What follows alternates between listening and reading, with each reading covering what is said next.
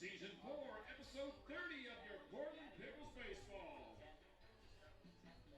Good evening, ladies and gentlemen, and welcome to Walker Stadium for another exciting installment of your 2019 Pickles Baseball season. For this evening's contest, the Pickles welcome the Bellingham Bells for the final game of this three-game West Coast League Series. First pitch is scheduled for 7:05 p.m., and I'll have tonight's starting lineups for you in just a few minutes.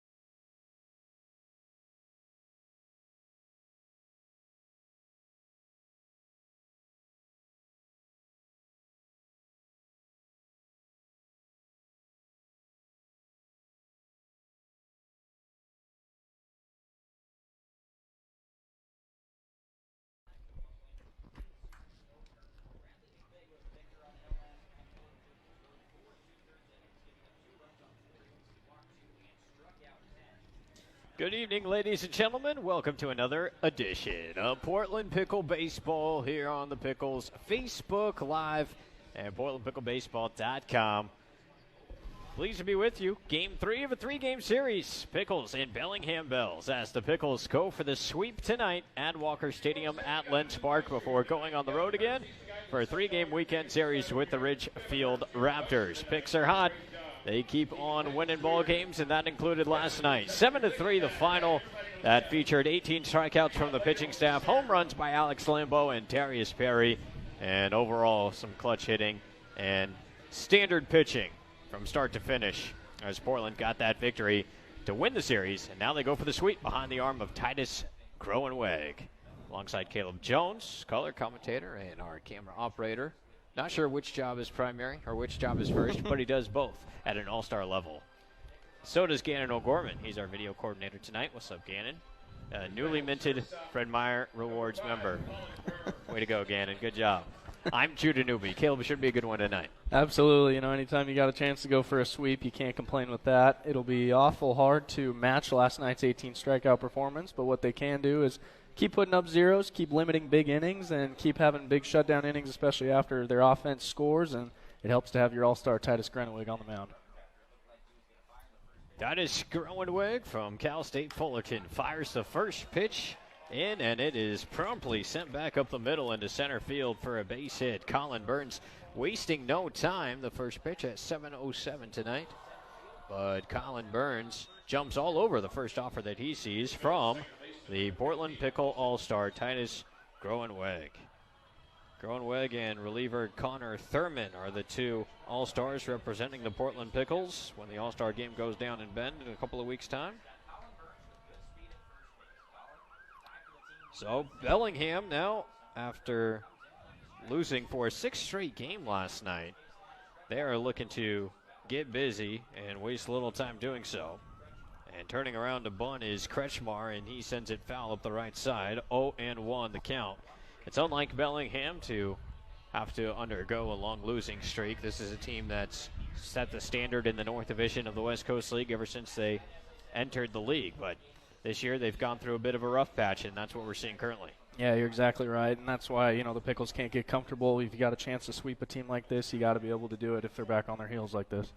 Turning to bunt again, Kretchmer, and pulling back, and that one gets away to the backstop. A wild pitch, and moving to second base is Burns, so that should, well, it could take the bunt off at the very least, but it gets the primary job done of the runner advancing into scoring position. So things have started a bit shaky for the Pickles here. Nobody out, top of the first inning, no score. Burns singled on the first pitch he saw and advances to second on the wild pitch. Kretchmer started in Game 1 of this series, and then he entered as a replacement in Game 2. Still bunting, and bunts a beautiful one down the third baseline. Barehand throw to first is just in time to get Kretchmer. What a play by Austin Lively, as that was an excellent bunt down the third baseline, but Lively got to it. Manzardo scooped it. That could have very well been an infield base hit. It was bunted that nicely, but Lively is able to get the out, and advancing to third base is Colin Burns. Yeah, with the runner at second, that's exactly where you want that bunt to land, force the third baseman to come in and defend it, and Lively made a great play there, like you said. One of 4 games across the West Coast League tonight. We'll continue to update you on the scores and standings in the league as the evening unfolds. Here is the number 3 hitter, Guthrie Morrison. He takes a curveball in there for strike 1 from Titus Groenweg. Morrison was 1 for 4 last night with an RBI and a run scored. Runner at third base, less than 2 outs, good run scoring opportunity, and Bellingham has the hitter to do it. The 0-1 to Morrison. He checks his swing and takes it down and in for ball 1. 1 ball and 1 strike. The Pickles got quality outing from Brad Mcveigh last night. He went 4 2/3 innings. He did concede a run in the top of the first inning, but after that was superb, getting a lot of strikeouts, 10 on the night. Here's a ground ball to shortstop. It's fielded by Casey Hunt. His throw to first is wild, and the tag unable to be applied by Manzardo. That is a throwing error on Casey Hunt. And reaching first base is Morrison. He brings home Colin Burns. That will be an RBI anyway for Morrison. as Burns would have scored had it been a ground out. But Morrison puts Bellingham on the board first. It's 1-0.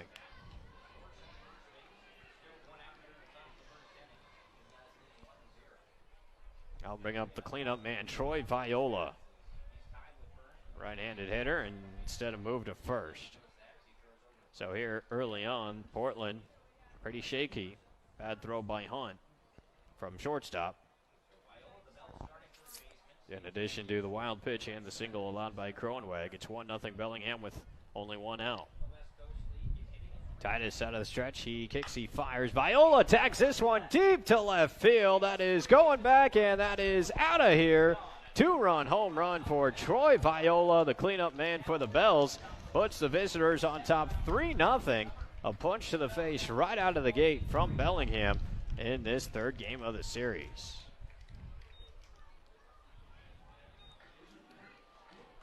Yeah, you mentioned Bellingham, often a staple in the West Coast League, and you can tell they're playing for some pride here today. They don't want to be swept here on the road, and they are off to a hot start there, like you said. Real punch in the face to the all-star pitcher, Grenowig. Morrison comes around to score on the long ball from Viola. He leads the club in that category with another long ball. And now there's one out, bases empty. It's a 3-0 ball game, just like that. For Viola, his 7th home run of the season in the West Coast League. 7 bombs for him.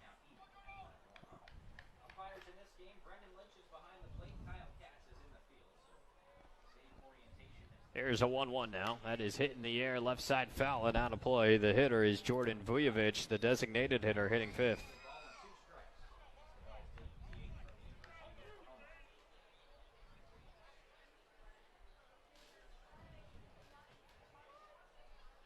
So a couple of hits and an error in this inning already. Here's a fly ball to left field, and coming in to make the catch, Davis DeLorfis for out number 2. Vujovic is retired on the fly out to left. Defensively for the Pickles, Kyle Manzardo playing first base, Everett Lau playing second base, Casey Hunt, the shortstop, and Austin Lively plays third. In the outfield, Davis DeLorfis in left, John Jensen in center, Gabe Scoro is in right. Darius Perry gets the start behind the plate for Titus Groenweg on the mound. Thomas Radinsky, the designated hitter, back from his 1-game suspension. Fastball missing, ball 1 here to Derek Marshall. He was in the 8th spot in game 1 of the series, bumped up to the cleanup role last night, and now splits the difference, hitting 6th in game 3. He swings and misses at the 1-0 delivery. 1 ball, 1 strike to Derek Marshall playing first base.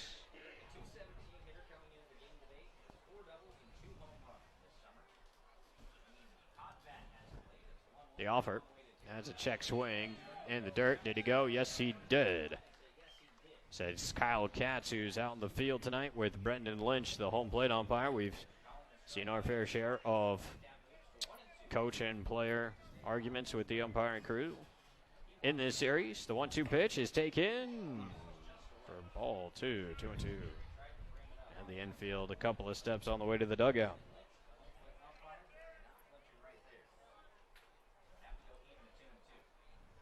Groenweg's 2-2 pitch is hit in the air, foul right side, out of play.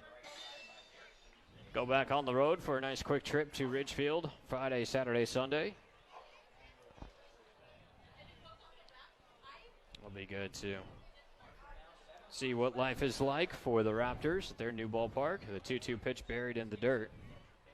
And now it's a 3-2 count with 2 outs, bases empty to Derek Marshall. Yeah, and that's a series the Pickles need to get a little revenge on Ridgefield for the series here at Walker Stadium. The Pickles weren't playing as well as they are now back in that portion of the season, and they're a whole new team now, so I'm excited to see them go toe-to-toe with Ridgefield again. Meanwhile, Derek Marshall takes the 3-2 pitch, hits it hard on the ground through the left side into left field for a 2-out hit, 3rd hit of the inning for Bellingham.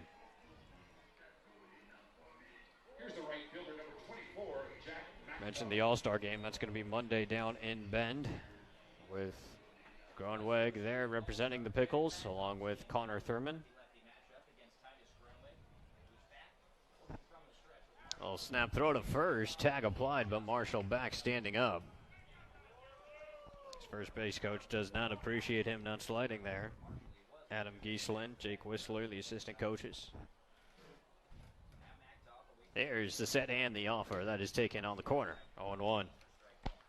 Pickles get Ridgefield over the weekend, and it's a little home and home with Corvallis. Have a home game against the Knights Wednesday and Friday, and a road game at the Knights on Thursday. Then it's on for a Saturday, Sunday, Monday weekend wraparound series on the road at Wenatchee. That's in about a week's time. Here is the 0-1 delivery. That is taken for strike two. The hitter, Jack Macdolf, is the 7-hole hitter playing right field. Marshall, the runner at first. 3 runs have scored on 3 hits and 1 Pickles error. Another move.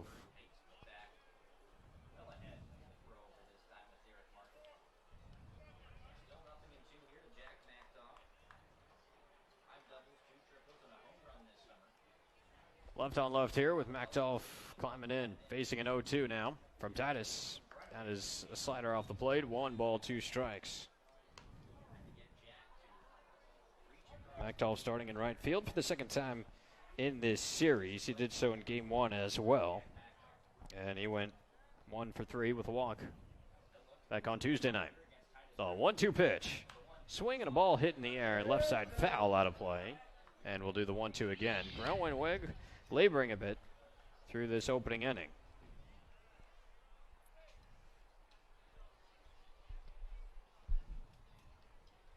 Right now sitting on 23 pitches, about to deliver his 24th of the frame.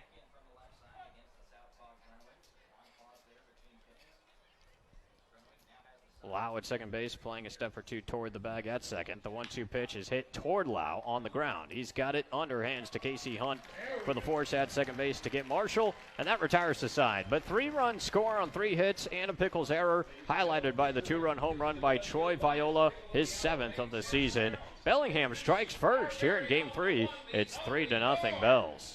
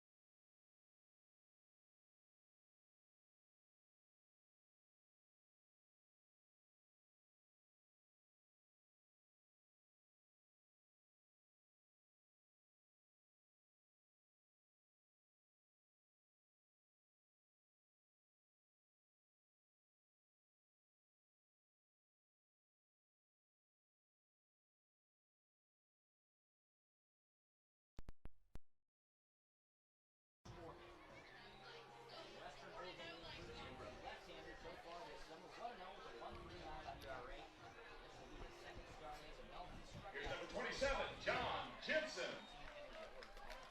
All right, here come the Pickles. They have their work cut out for them offensively, and they've got a tough arm to face on the hill. A left-hander from Western Oregon University, a native of Dallas, Oregon, not too far from here. This is Logan Hatley. He homes it in from the left side of the rubber. And the first pitch misses for ball 1. The 1-0 pitch actually gets Jensen, and he is hit by the pitch. So Hatley with a lot of velo, we know that, and Jensen has to wear one. But ultimately, it's a good thing for the Pickles, the leadoff man aboard. Ouch, though, that hurt. Yeah, almost ran up and in, kind of close to his elbow, though. Looks like Got him just in the meat of the arm, though, so that'll be all right. Nice little bruises all. Good to see Gabe Scoro back in the starting lineup here for the Pickles. It's been a minute since we've seen Gabe. And he's starting in right field with the left-hander on the hill. Gabe hitting .226 on the year with 9 runs scored as well. And the first offer to Gabe is taking a fastball called strike one on the outside corner. 0-1 the count. Titus had a pitch right around there. The top of the first. Gabe's last game played in the West Coast League was all the way back in that Yakima Valley series. Now we have yet to see him in this series, but seeing him here in the third game. Moved first. You see it coming. Logan Hatley, 6'6", 215-pounder. He really fills out the frame. Say that's the pitching body you want there, especially from the left side. That's what makes him so difficult to hit. 0-1 the count. Hatley looks to first and fires. Scoro takes a little low for ball one. 1-1 the count. This year in the West Coast League, Logan Hatley, 13 innings pitched, 20 strikeouts, 4 walks. Pretty nice ratio. Yep. He's only allowed 6 hits in 13 innings. Is 1-1 now on the way to Scoro. Here it is. That is swung on and fouled to the screen. 1 ball, 2 strikes. Hatley boasts a 1-0 record. His ERA, pretty tiny, 1.38 in 4 games. So this is only his 5th West Coast League appearance. He's coming off the longest outing of his summer, going 6 innings at Victoria. 6 innings of 2-hit shutout baseball up at Victoria on July the 6th. So it kind of looks like they've just kind of upped his innings throughout the summer as he continues to move on, and gave up his only 2 runs in his very first outing of the summer. The 1-2 to Scoro. Gabe swings a little late, but able to foul it away and see another one. He struck out 9 Victoria hitters in that 6-inning outing. He's got the ability to miss bats, that's for sure. But he hit Jensen, and it's a leadoff man on. Now Scoro hanging tough on 1-2. The pitch. Swing and a miss, strike 3. And that is going to be the first strikeout of the afternoon for Logan Hatley. 13-6. What's the number? 19. That's right. Guess what? It's his 19th birthday today. Kyle Manzardo. Say happy birthday, Kyle.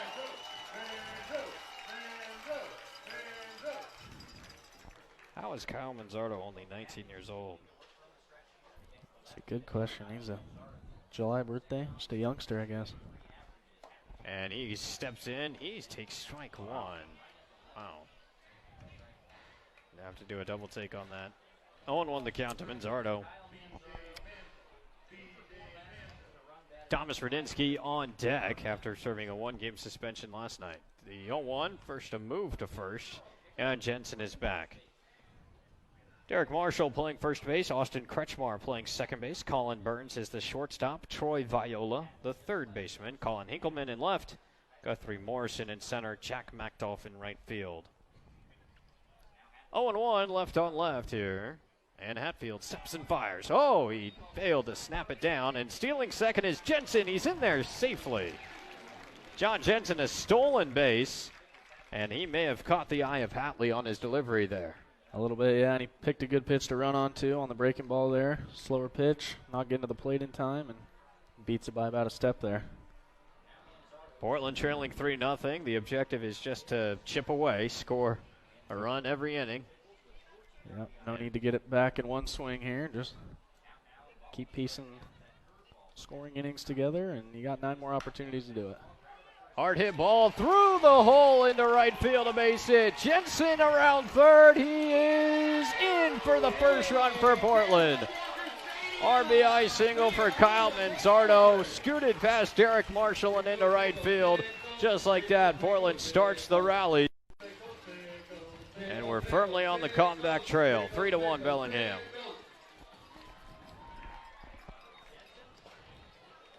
And Manzardo just continues to embrace that driving in runs roll in the middle of the lineup there. He's had a handful of RBIs this series, and he once again just pokes a ground ball through that 4-hole there, right past first and second, and Pickles are on the board just like that. Not entirely sure how Marshall wasn't able to get a glove to that ball. That seemed to at least be a play for him, but the ball scooted on by him. It was hit with a little bit of pace. Yeah, I think it just kind of crept up on him. I don't know if he thought it was hit a little softer than it was or what, but. No, 0-1 after a big looping curveball, and the 0-1 pitch, that's another looping curve, but it finishes downstairs. Good take by Thomas Rudinsky. That is the first earned run given up by Hatfield since his first outing of the summer back on June 18th at Corvallis. He had not given up a run in the 3 outings since until now. Here's 1-1. Rudinsky takes a fastball down and in. Ball 2, 2-1 the count. Rudinsky was ejected late in the game, the first game of the series, back on Tuesday night, after being asked to come back into the batter's box on a couple of times while he was debating balls and strikes. There's a pitch that is called strike 2 at the knees. 2 balls, 2 strikes. Brendan Lynch was the home plate umpire for that. Yeah. And now the two back in the same positions.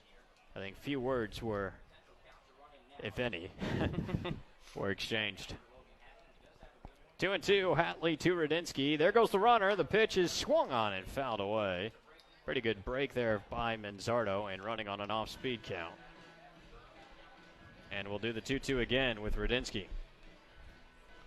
Yeah, Rudinsky not taking any chances there, protecting his runner. Fouls off a pretty good pitch, really. The breaking ball down there. He got a little bat to it and hooked it down the line there. Saw Thomas over the weekend debuting against San Francisco. Now making an impact in West Coast League play, and he takes the 2-2 downstairs for ball 3. Good eye. 3 balls, 2 strikes with 1 out. We'll see if Manzardo has any idea of running here with 1 away. Pickles have 1 run across here in the first against Hatfield, and looking for more, trailing 3-1. Hatfield pauses and moves to first with that same idea. Manzardo, a choppy return to the bag, but he's back in standing up.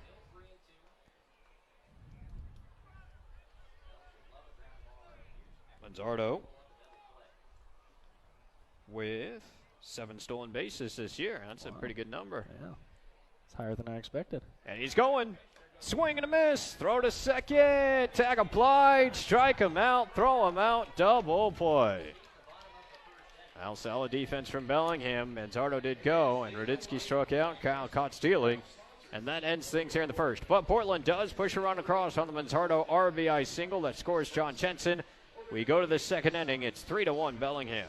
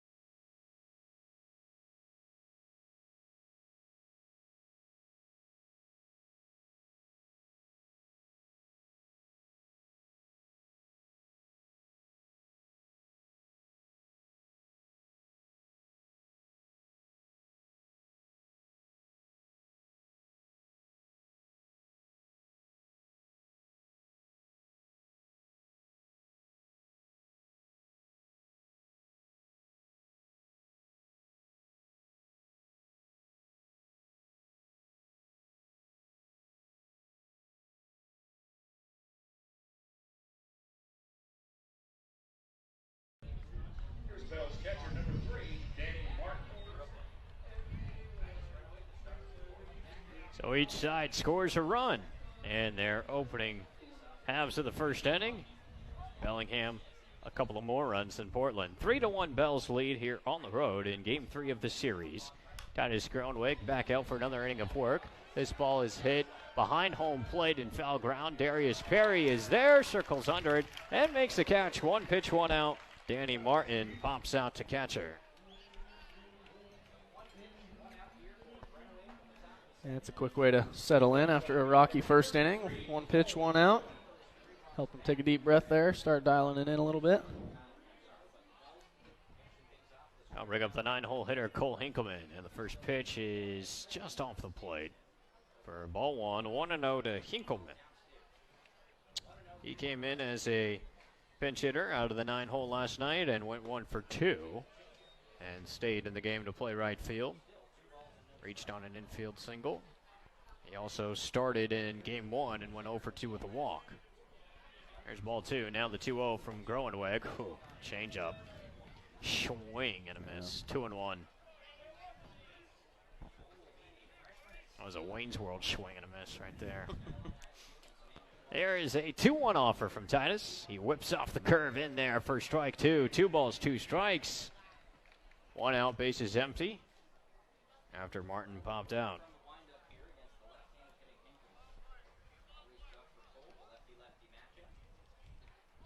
There's the 1, and Titus is 2-2. Checked his swing. Did he go? The appeal? Yes, he did. Strike 3. Hinkleman down on strikes. 2 gone.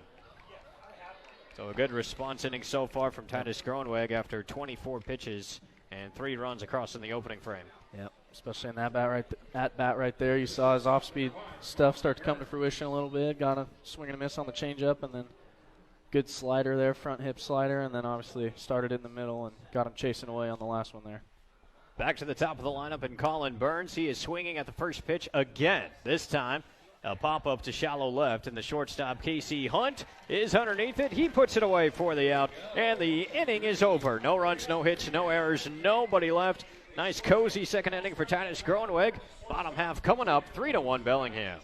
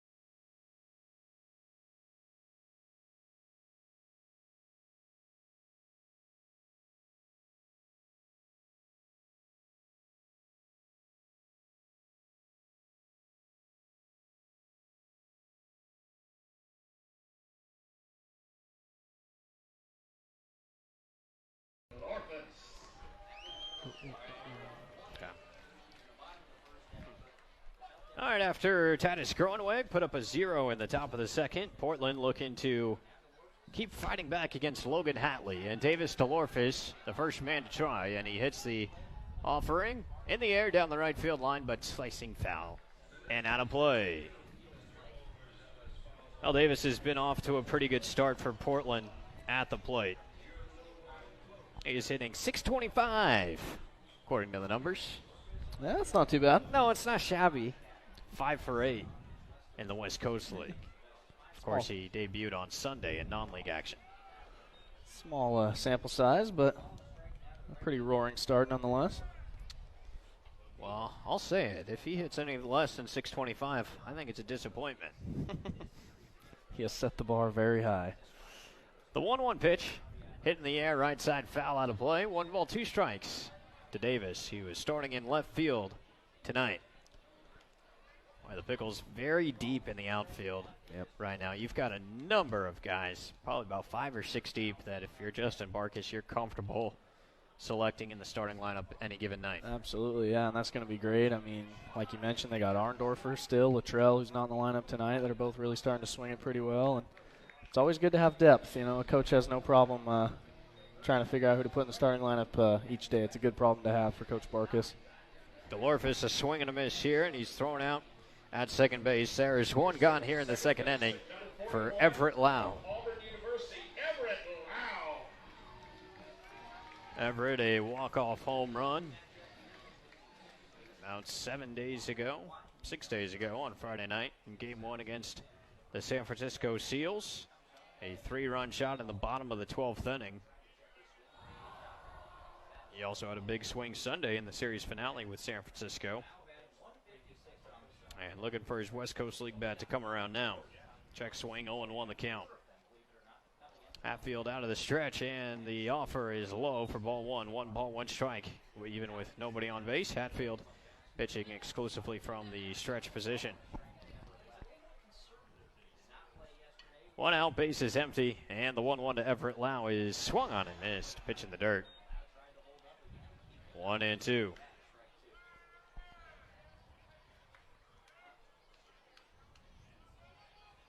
Everett Lau hitting a .156 in West Coast League play. From Oahu, Hawaii. The 1-2 to him is a swing and a miss, strike 3. Hatfield picks up his 4th strikeout of the game. And we mentioned the shadows. Lau might have had a tough time seeing the ball there. He just never really looked comfortable on any pitch during that at bat. Here's Pickles catcher. He's headed to UCLA. Number 9, Darius Perry. 2 out, base is empty for Darius Perry. He hit a 2-run home run in the bottom of the 8th inning last night. A towering shot over the wall in left. That made a 5-3 game, a 7-3 game. And he takes this one in the dirt, bounces away off the catcher Martin for ball 1, 1-0 the count. Perry looking more and more comfortable up there as he's really starting to find his approach. The 0-1 offer to Darius is taken inside, 2-0. Native of La Mirada, California. He'll be a freshman at UCLA in the fall. He's gone 2 for 4 in each game of this series, both Tuesday and Wednesday. The 2-0, outside 3-0. I do worry, though. Both of those multi-hit games were with his family in attendance, and they are not at the stadium tonight. So we'll see if they left him with some continuous luck here. A 3-0 to Darius is in there. Let's hope the Perry family is watching on the Facebook Live tonight. Yep. And we'll get a little residue of their good fortune onto Perry's bat in Game 3. Hatfield on 3-1 to Perry. Here it is. Swing and a foul to the screen. We'll do it again. 3 balls, 2 strikes. Good aggressive swing on the hitter's count there. We've mentioned the comfort level of Perry, looking to seem to increase a little bit. And sure looked good there. Gotta have been a happy memory to hit a home run in front of family. Absolutely. Yep. That's pretty cool. They got to see that. 3 balls, 2 strikes to Perry with 2 outs, bases empty, and Hatfield will step off the slab. He's got Dylan right in his vision. Dylan doing his part early. A 3-2 now on its way. Hatfield to Perry. Curveball, strike 3 called on the outside corner. 5 strikeouts for Logan Hatfield through 2 innings. And we go to the 3rd, 3-1 Bellingham.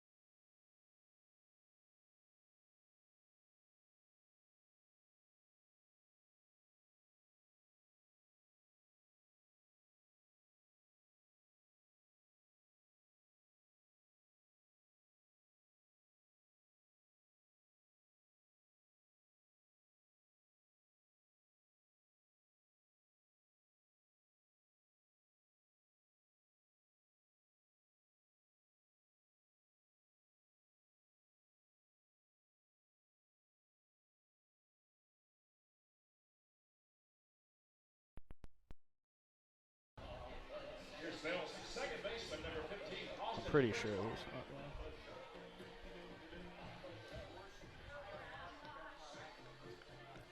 not. On to the top of the third inning. Bellingham leads Portland in Game 3 of the series, 3-1. All the runs coming in the first inning for both sides. Titus Groeneweg back on the hill on 31 pitches through 2 innings. He'll deal with Austin Kretchmer, Guthrie Morrison, and Troy Viola, 2, 3, 4. And the Bell's order. Strike 1 to Kretchmer. The 0-1. That is off the plate. 1 ball, 1 strike. Borderline. Called ball 1. 1 ball, 1 strike. Titus rocks, kicks, fires. Direct 2. Slider bends over. 1-2. Kretchmer offered a beautiful sac bunt down the third baseline his first time. Almost beat it out as well. The 1-2. Swing, and he gets a piece, fouling it back to the screen. And we'll do it again. Bellingham scoring 3 runs in that opening frame. Kretchmer's part was advancing Colin Burns from second base to third base. And Morrison brought him home on a ground ball. That ended up being an error. The 1-2. Swing and a foul tip. No, he just missed it. Perry recollects and throws to first in time for the strikeout. 2-3. Titus Groeneweg picks up another K. That is his second strikeout of the evening. Well, you take a look at the West Coast League standings, and it's all about the second half, baby. If Portland can win the division this second half of the season, they'll be playoff bound. The objective is simple, but not easy. 1 out, base is empty for Guthrie Morrison. Slider hits the corner, strike 1, 0-1 the count. That being said, Portland doing what they can to get off to a good start. They are 4-1 in the season's second half and riding a 4-game win streak in the West Coast League. The 0-1. Swing and a miss. Right off the table. It drops away from Morrison's cut. Pickles on a 9-game win streak going into tonight. It's been, it's been amazing. It feels like, those early season struggles were never going to turn around, but with a couple new additions and just kind of sticking with it, grinding it out, they've really turned it around, really starting to swing it well, and the pitching has been phenomenal recently. That it has. But Guthrie Morrison is on base for a second time tonight. He hung tough with an 0-2 pitch there and hit it firmly into center field on a line for a 1-out hit, I should say. So 1 out, runner at first in Guthrie Morrison. And that will bring up Troy Viola. His last time he took Groeneweg out of the park. A 2-run home run in the first inning was his 7th of the season and made it 3-0 Bellingham. First pitch to him here is hit high into left center field, and that is going to be off the wall. Here is Morrison. He will hold at third base. Sliding into second with a double is Viola. He's now 2 for 2 with a homer and a double tonight. Second and third, 1 away for Bellingham. I lost that one off the bat. Yeah, full disclosure. Right in the sun there, but banged right off the 805 sign. Really split the gap between left and center there. But yeah, Groeneweg having a tough time finding out how to get Viola out right now. He's got first base open here with 1 out. Looks like the Pickle infield will play moderate depth, but mostly playing back to getting out to concede a run. Here is the first pitch, and Vujovic swings and sends it foul, 0-1. Vujovic is 0 for 1 with a fly out to left. So a chance really for Bellingham to take firm control in this ball game. They already lead 3-1. They're out hitting Portland 5-1. Now runners at second and third base, and we're only in the third. Groeneweg from his 0-1 pitch is off the plate for ball 1, 1-1. That, and they know they got one of their best arms on the mound too, so they only know they need a fair amount of runs to have a comfortable lead for him, and big opportunity here to get those extra 2 insurance runs. The 1-1 from Titus off the plate, a fastball. Perry snares it, 2-1 the count. Morrison, good speed, the runner at third. Viola behind him at second base. It's like Kyle Manzardo playing even with the bag at first. Meanwhile, the middle infielders playing deep. 2-1 offer. That's strike 2 called at the knees. Big strike 2 for Titus Groeneweg. 2-2.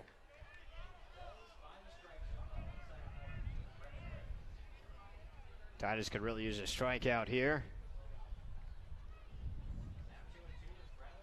He comes set, he kicks, and he fires. And it's swung on, grounded right side. Morrison coming home. Lau picks it up. He throws to first in time for the out. RBI ground out for Jordan Vujovic.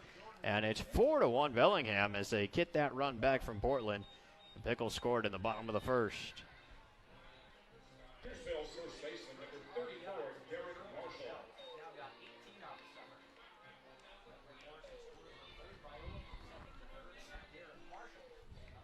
So productive out for Jordan Vujovic, the RBI ground out. He's out number 2.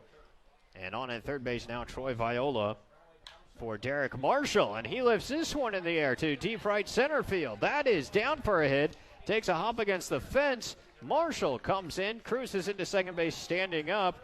He's 2 for 2. That's an RBI double for Derek Marshall. Bellingham now leads 5-1.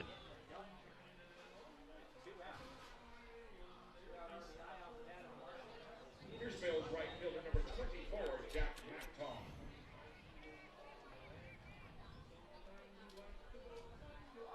So Marshall now 2 for 2 with an RBI. He's having quite a nice night early. 5-1 Bells here in the third. 2 outs. Groeneweg now to Jack McTough. He kicks and he fires. McTough unable to hold up. That's strike 1. 0-1 the count. McTough is 0 for 1 with a fielder's choice out in the first inning. So a tough outing here for Titus, the Pickles All-Star. Right now on 47 pitches. And not through the third. The 0-1 now. McTough takes in the dirt. Snared by Perry. 1-1.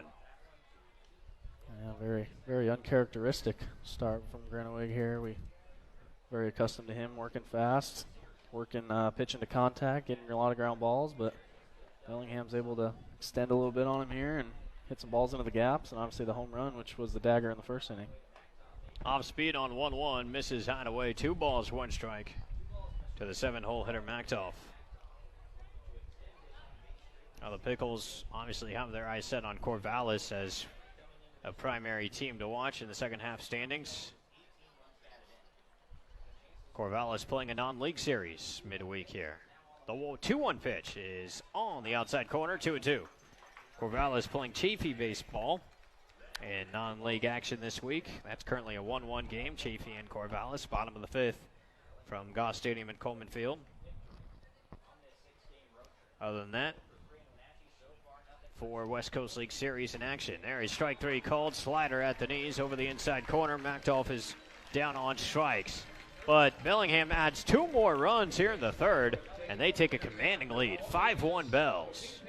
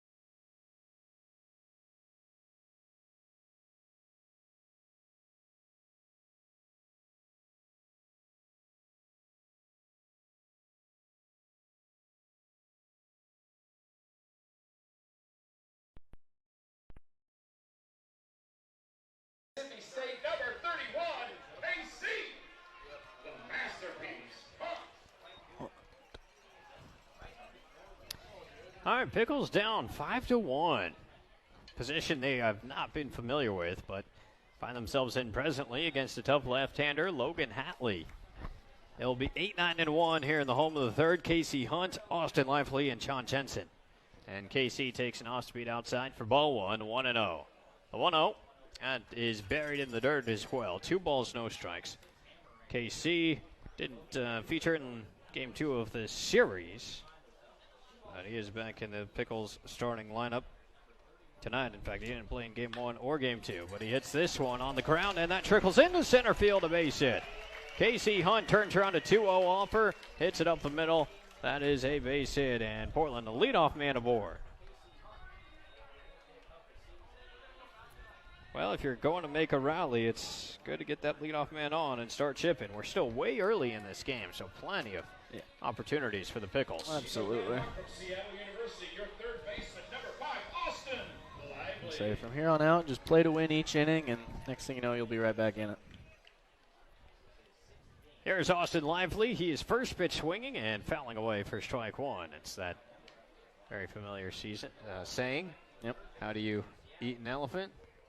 One bite at a time? One bite at a time. I thought that was kind of a trick question there. Tusk first. That's nasty. Swallow it whole. Gross. That one's fouled away. Strike 2, 0-2 the count. The promotion tonight, just baseball. Just baseball night. If that doesn't get you to the ballpark, I don't know what will. What more do you want? Just baseball. 0-2, but no, a balk called. Ooh. Kyle Katz says, no, sir. That was not a pause, Mr. Hatfield. That was a great slider there that Hatley threw, and Pickles caught a break there for sure. Thank you. Yeah. So Casey Hunt goes from first to second on the balk call. And now Hatley has to do the 0-2 again to Austin Lively. Sun now just above the tree line in left field, pouring into the press box. The 0-2 swung on and spoiled foul by Austin Lively. Good hang by the Seattle U infielder. Yep. Pickles doing a good job adjusting on the fly. We've seen that outside black pitch get called quite frequently, and Lively knew it and wasn't going to take any chances. Slapped it foul. I think Justin Barkas may have found his third baseman that he's relying upon down the stretch. The 0-2 to Lively here. That dips in, but inside for ball one. 1-2 the count. A lot of bite. Lively started at third base in both game 1 and game 2 of the series.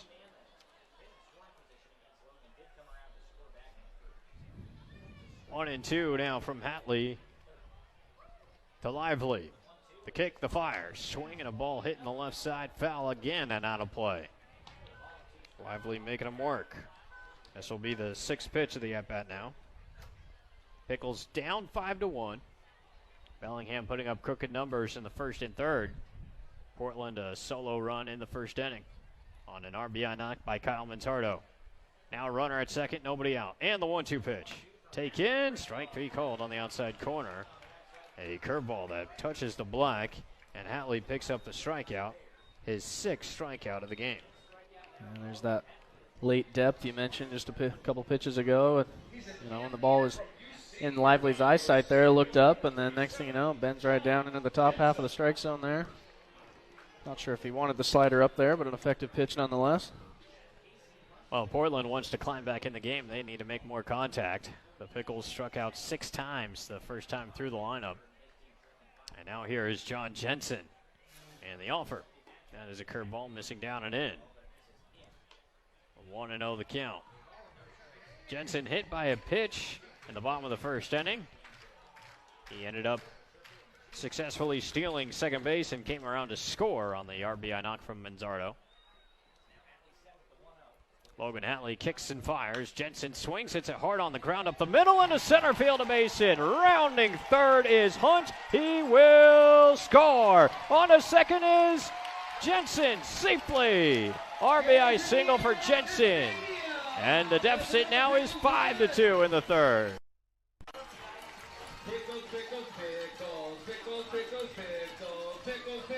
Yeah, you got to credit Portland. Each time Bellingham scored in the top half of the inning, they've answered with a run of their own in the bottom half, and that's what you got to do to try to stay in a game, especially when you get down early. And fantastic base running to take the extra bag. And Jensen now in scoring position with one away for Gabe Scoro. Boy, it would be big if Gabe could come up with a knock here. Field now in constant shade. One away, runner at second, good speed in Jensen, and Scoro takes at the letters for strike one, 0-1. Tough way to start an at-bat there.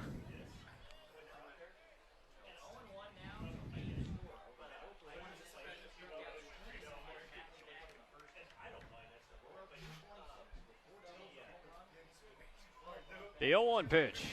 Curveball off the plate. Count even at a ball and a strike. Scoro 0 for 1 with a strikeout his first time. First action for him of the series. The Lincoln High School graduate and Portland native playing collegiately on the Bluff at UP. Here's the 1-1. That is outside. 2-1. With Thomas Rudinsky, or excuse me, Kyle Manzardo on deck. And Thomas Rudinsky in the hole, should the inning get that far. A 2-1 pitch now. Look back to Jensen, the kick and the fire. Swing and a line drive down the right field line, slicing, fair ball into the corner. Huge hit for Scoro. Jensen around third, he will score. Scoro digging around second, going for third. Here's the throw, the tag. He is out at third base. Relay from to Kretchmer to Viola, and Scoro called out at third, trying to stretch it into a triple. But he does pick up another RBI, but that is a big out recorded at third base. Yeah, I mean, I don't fault Scoro for trying to bust it to third there, and it looks like I thought he beat the ball there, but I don't know if he got his hand on the bag. It looked like he kind of hand rose up a little bit, and nonetheless they applied the tag before he could get back on.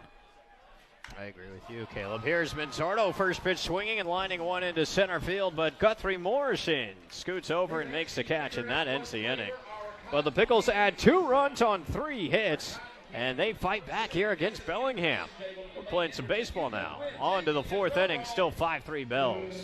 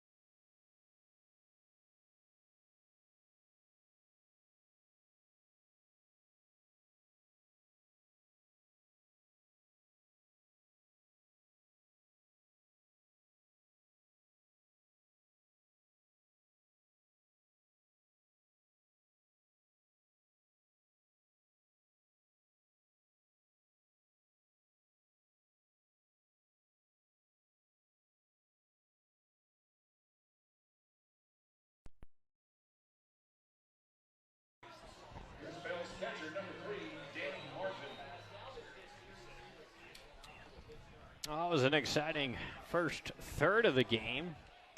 And now we enter the middle third.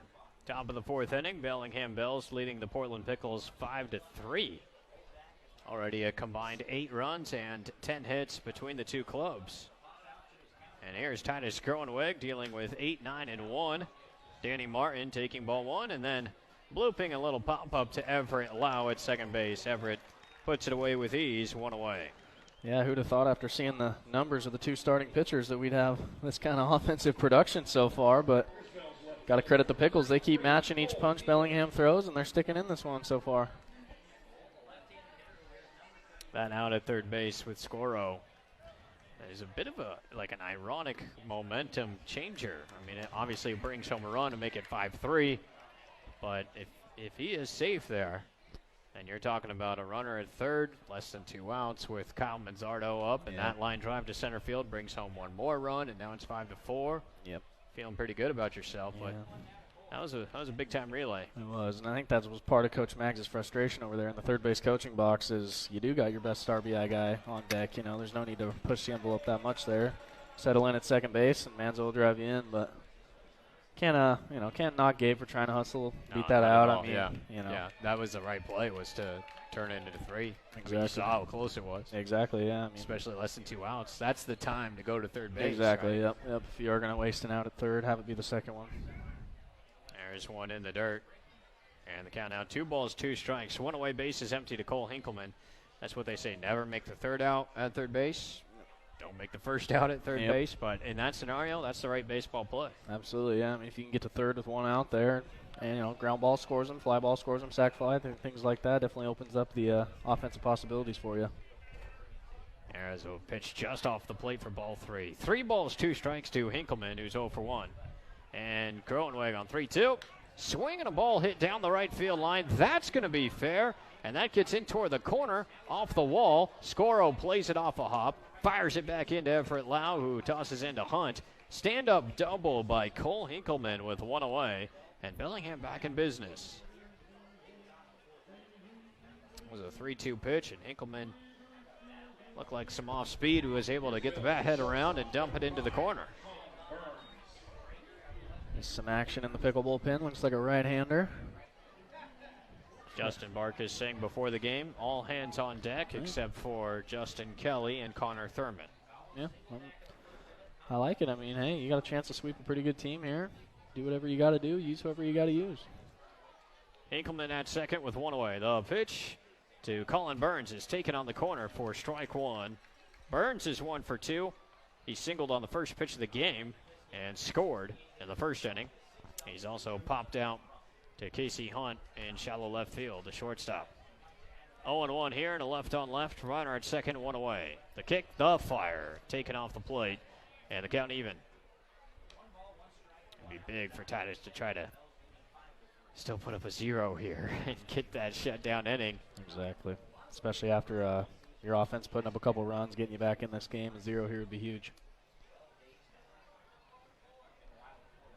He exhales and kicks and lets the 1-1 go. That is hammered down the right field line, but way foul by Colin Burns. Got really sped up on that one and took it way, way foul.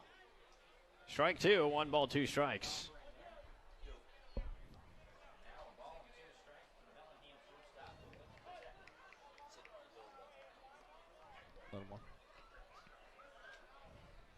Groenweg has what he wants on the 1-2 pitch. Looks to second, kicks and fires. That is off the plate for ball 2, 2-2.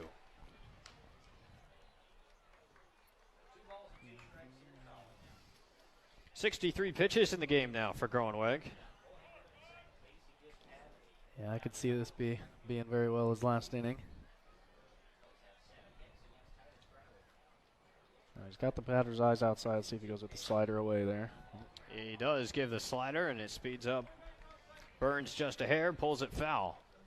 2-2, the count remains.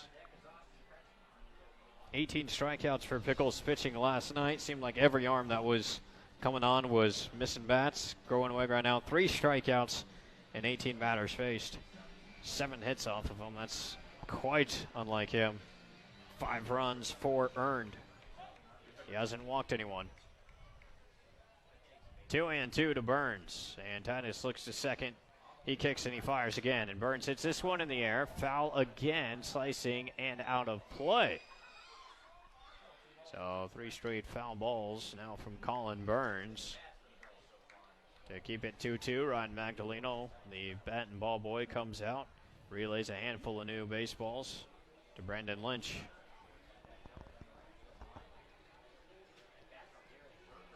One out runner at second base. That's Hinkleman after his double into the right field corner. Bellingham leading 5-3. And Grenoweg on 2-2. Swung on and hammered foul again. Well out of play. Another slider. And Burns doing a good job to hang with it, but he is way out in front. I'm going to say, yeah. Coach Miller and Titus got to be wondering, what the heck can we throw here to get this guy out? He's getting a bat on everything right now.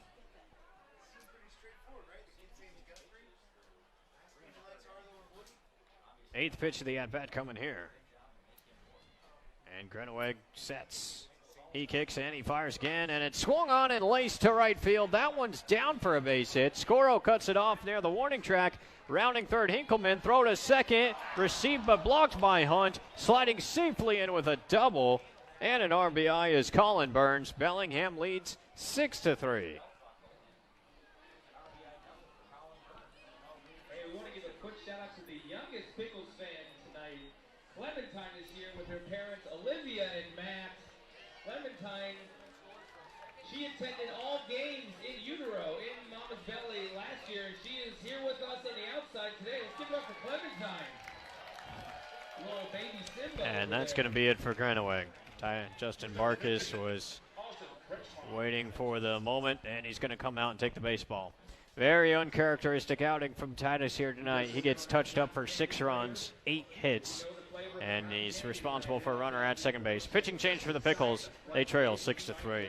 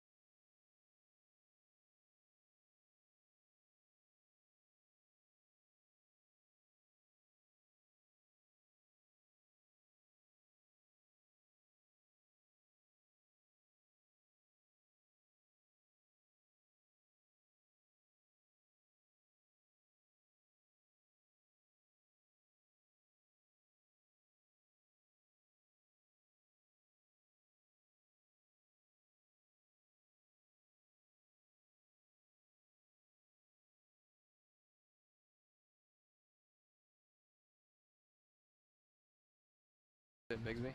Bigsby, yep. Yeah. Welcome back. It's 6-3 Bellingham Bells over the Portland Pickles. We are in the top of the 4th inning. Bellingham has scored at least 1 run in 3 of the 4 innings. And they have chased Titus Grenoweg from the game. And we hand it on over to Trent Bigsby, a right-hander from UNLV. And he will take over now from the other side of the mound. Austin Kretchmer will lead it off, and the first pitch, Kretchmer, a soft liner past the diving glove of Lau and into right field. He's coming in as Scoro, and staying at second base is the base runner Burns. He had to make sure it was not caught by Lau first, and then Scoro was right on top of it, so Burns doesn't go anywhere. And frankly, it's just an open base occupied, sets up a double play. Yeah, I mean, hey, I guess no harm, no foul on that one there. Good job by Bixby to get some bad contact, and unfortunately Lau was positioned holding the runner at second. couldn't quite get to that forehand side quick enough. Well, the good news is the forces are everywhere. Set up a double play. The bad news is Guthrie Morrison is a hard double play candidate. Indeed. If one at all. He is 1 for 2. He did reach on an error, but he has an RBI and a run scored in this ball game. He takes strike one, though, the all-important strike one from Bigsby. 0-1 the count. First and second, one away. The offer, down and away, and the count evened up at a ball and a strike. Burns on at second. It was his RBI double that chased Greenwick from the game and scored Cole Hinkleman. That makes it 6-3 where we currently stand. Bigsby looking for a hard-hit ground ball at somebody here to roll something up and send it to the bottom of the fourth. Still work to be done with the three-hitter Morrison. 1-1 pitch from Bigsby, and Morrison takes down and away, and it gets away from Perry, skips high off the backstop, and a wild pitch. Advancing 90 feet apiece are Burns and Kretchmer, both into scoring position.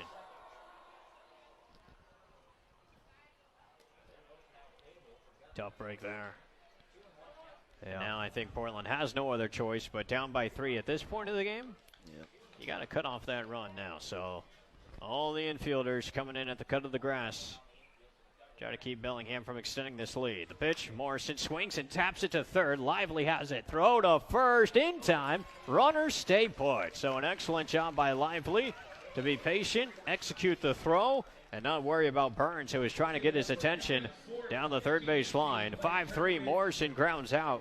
No runners advance, and there's infield can retreat and play back. Yeah, you're right about that. I don't think Burns ever had any intention of taking off for home plate to try to score, but chopping his feet a little bit, trying to affect the throw from Lively, but nonetheless he stays locked in and makes a great play. Well, Troy Viola is no easy out either. He is hitting the cover off the ball in this ball game. A 2-run home run and a double, and he's 2 for 2. The first offer to Troy is hit up the middle. Oh, getting a glove to its Bigsby. He turns and underhands to Manzardo. What a play, and not a moment too soon. A line drive by Viola, tattooed, but Bigsby is able to deal with it and put it away, and he enters and keeps Bellingham from scoring any further. Bottom of the fourth coming up. Bells lead 6-3.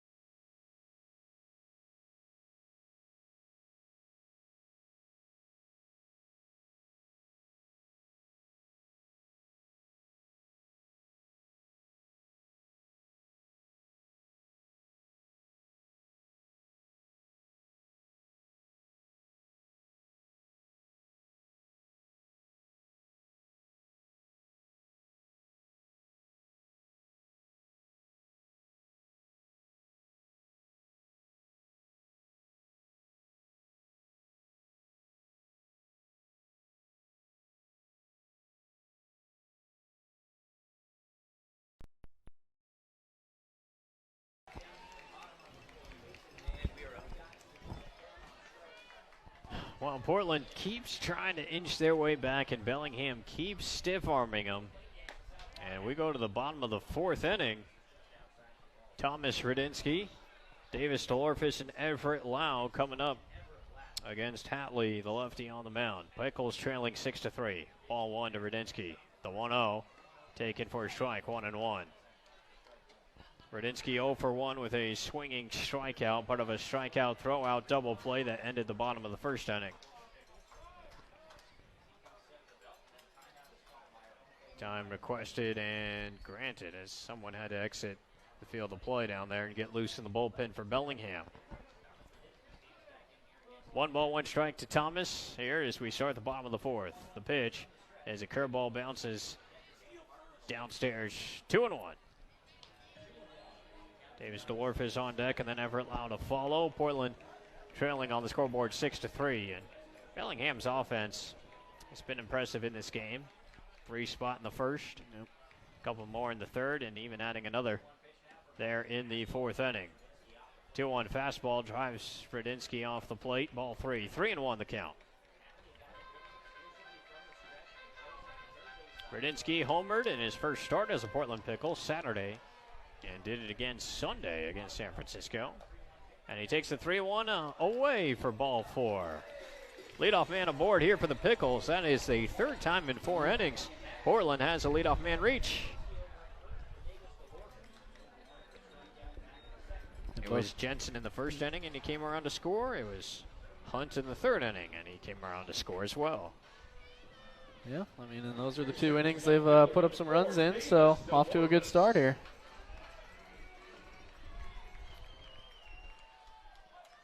Here is Davis DeLorfis now with Fredinsky the runner at first. Nobody out, bottom of the 4th.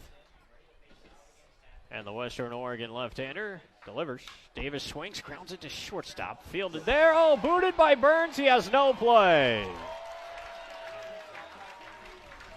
E6 for Colin Burns. He was not able to gather it cleanly. And then tried to hurry a throw towards second. Thought better of it. Thought about first. Knew he couldn't get DeLorfis.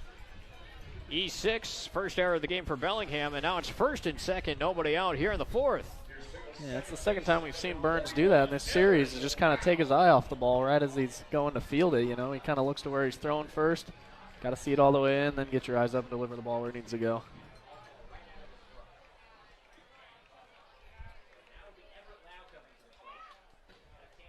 Here's Everett Lau now. And he turns to bunt. He offers, and it's bunted toward 3rd. Picked up, throw to 1st. Is going to be not there. Coming home to score.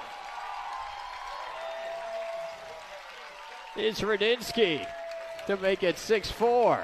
I lost who was on the base pass for a second. I was like, who was that? Raise the chairs. It's going to be ruled a base hit for Everett Lau, but Bellingham should have done much better on that. Yeah. The second baseman to cover was Kretchmer, but he wasn't even on the bag at first by the time that throw arrived. That's penalty number 1, and then the throw was even wide of Kretchmer. Got away from him. Yeah, I think that was kind of the problem is, you know, pitcher Hatley fields it and kind of had a moving target he was throwing to and never really locked in on where it was going. And in a situation like that, you definitely want to bunt it, not to the pitcher, but at least make him field it down one of the lines, especially with the 1st and 3rd baseman crashing there. DeLorfis goes 1st to 3rd on the play. Fredinsky scores. And Everett Lau gets credit for the bunt single. I think there should be an error tacked on there somewhere for the advancement of the runners. That's true, yeah. Here is Darius Perry, and the first offer. That is just off the plate for ball 1, 1-0. So a big chance for Darius here, and another 1st and 3rd situation for Portland. Boy, if you say, hey, we're going to have 6 runs scored against us, you would say, all right, well, at least give us a chance. They have a chance here. Absolutely. And the 1-0 to Perry is on the outside corner. And that finds the black for strike 1 on Darius. 1-1 the count. Perry 0 for 1 with a strikeout looking against Hatley. Yeah, Perry kind of looked back on that one, kind of like, hey, that was the exact same pitch as the one before. The set and the fire, and a swing and a miss at the fastball down in the zone on 1-1. 1 ball, 2 strikes.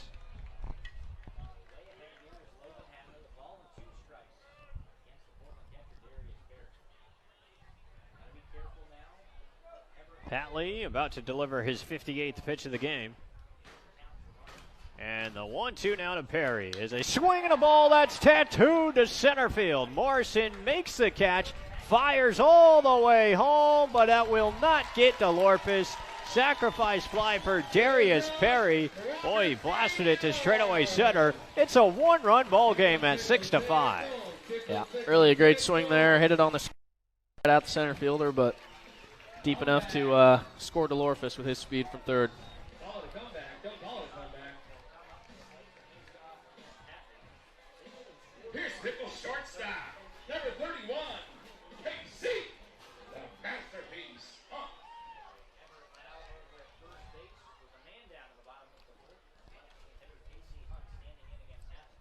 That is the first out of the inning, and now here is Casey Hunt climbing in. He's 1 for 1 with a base hit, a ground ball up the middle. And he fouls away the first offer. Dallas, Oregon against Ramapo, New Jersey here in this pitching-hitting matchup. The 0-1 offer swung on and looped foul down the third baseline, out of play. 0-2 to Casey Hunt. Tell you what, Hatley had 6 strikeouts his first time through the lineup, and he hasn't struck out anyone this time through. It's a sign of a hitting team that's learning. You know, they're making adjustments on the fly. In-game adjustments are so crucial in this game. And a curveball backs off KC. You understand him getting out of the way. Make the coaches much more objective. Probably say, just wear that one. Here's a 1-2 pitch. Swung on and tapped foul. He stays alive. This inning started with a walk to Thomas Rudinsky. Then Davis DeLorfis reached on the error by Colin Burns at shortstop. Everett Lau dropped a bunt down the third baseline that was thrown by Hatley wide of the second baseman Kretchmer covering first. And it scored Rudinsky. The 1-2 pitch. Swing and a miss, strike 3. And that's the first strikeout this second time through the lineup for Logan Hatley, and Hunt's down on strikes. 2 outs in the inning. And Darius Perry lined one right to Morrison in steep center field to score Davis DeLorfis.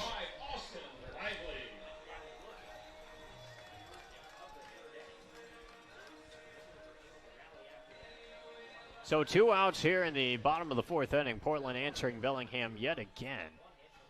And it's a 1-run game.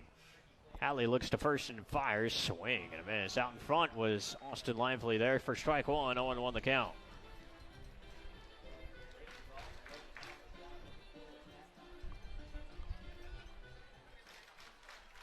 Left on left again. Lively struck out his first time. Moving is Lau. There's a pickoff move to first. Throw to short, and the tag applied. And Lau caught stealing there. The pickoff goes 1-3-6, and it ends 6 in the 4th.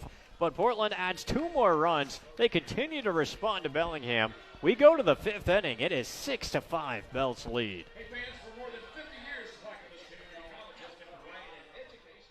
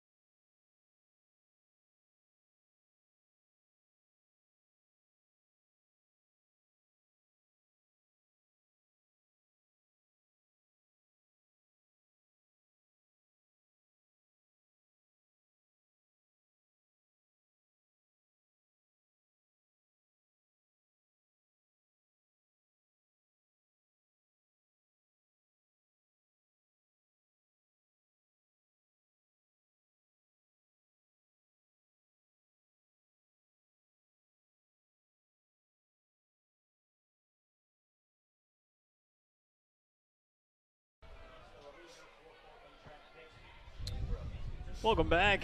We are in the top of the 5th inning, and what a bizarre baseball game has unfolded here tonight at Lentz Park. Jordan Vujovic swinging at the first offer from Trent Bigsby, fouling. Strike 1, 0-1 the count. But Caleb, we mentioned it, but in the pregame notes, we're talking about 2 of the better pitchers the West Coast League has to offer in Logan Hatfield and Titus Grenowig, a couple of dynamic left-handers. But it's the offenses for both sides that have created the headlines. Yeah, I did not expect this at all, like you mentioned, after especially seeing the numbers from the 2 starters today. But it's really just a case of each team, responding to each other's punches. It's kind of been a heavyweight fight so far, which has always been exciting to see. And I think this isn't going to be the only run scored in this one. I think we're going to see both teams keep fighting there. The 0-2 pitch grounded to short, and the error parade at that position continues. Casey Hunt comes up and can't field it. He's 6. There have been 3 errors in the game, all at shortstop, and that's the second on Hunt tonight.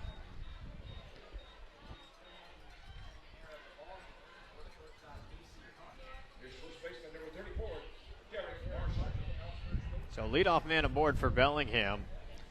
A lot of crooked numbers up there today. Bellingham 6 runs on 9 hits. They've committed 1 error. Portland 5 runs on 5 hits. They've now committed 2 errors.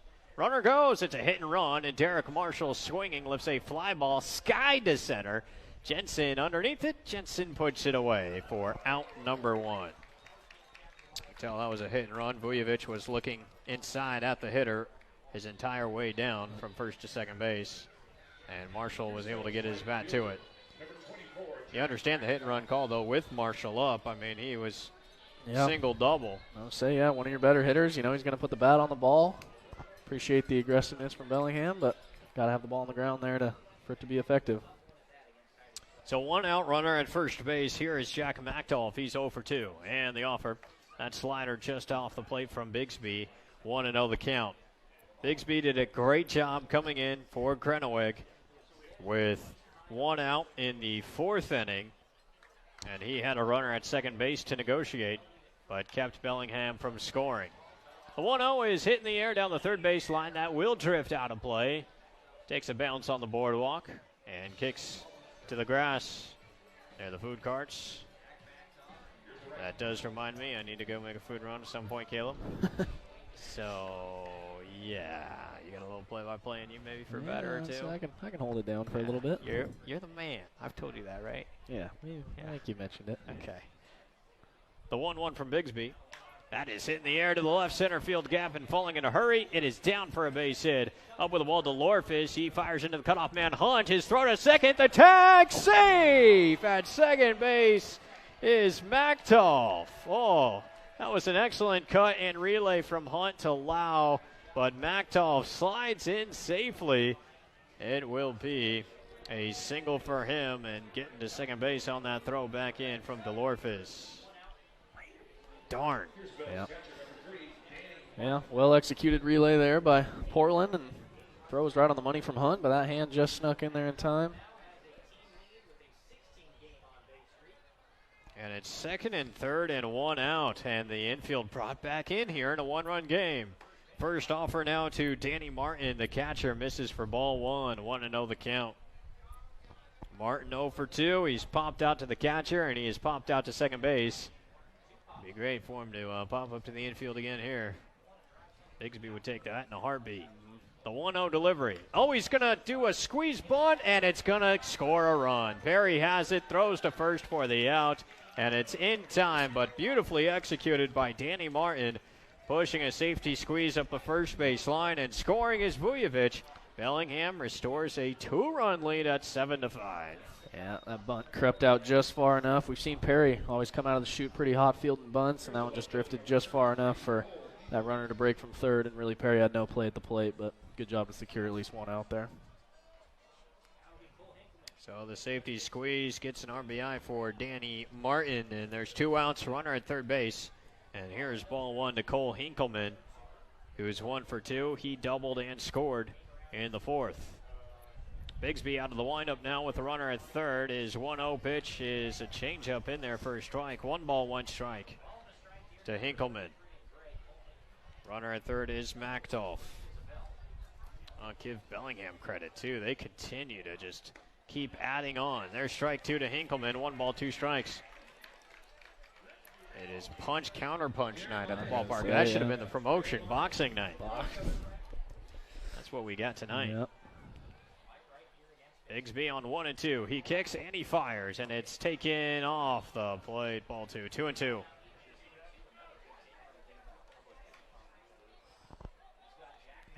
Good pitch there. Bigsby just trying to stretch the limits of that outside corner and just missed it there. The 2-2 now from Bigsby. That is taken for ball 3. That looked pretty familiar to strike 1 in the at-bat. And now the 3-2 from Trent. Swung on and chopped to the right side. Manzardo with a high backhand. He will take it to the bag himself for the out. But Bellingham adds on again. We're only halfway through this ball game. 12 combined runs, 15 combined hits. Bells lead 7-5.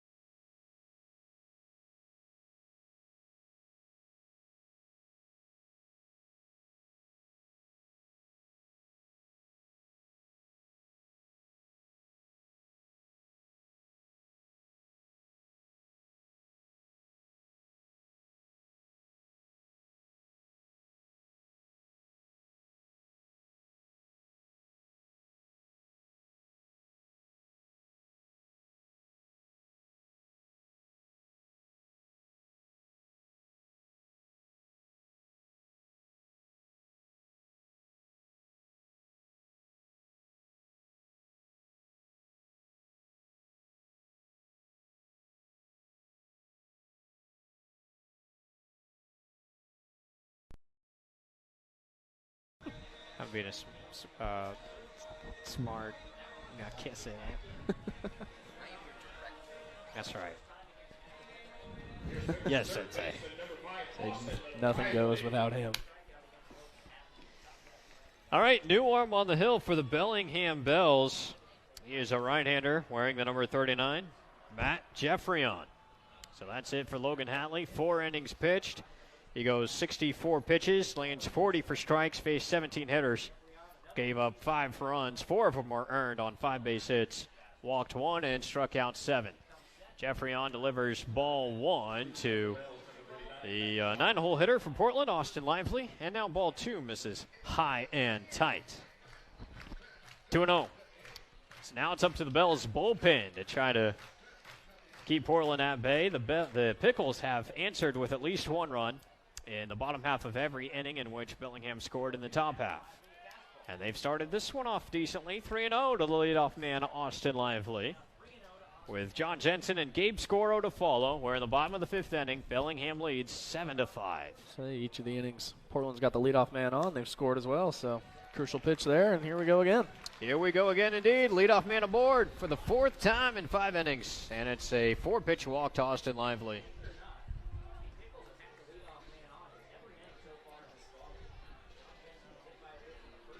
Center fielder number 27 from UC Irvine, John Jensen.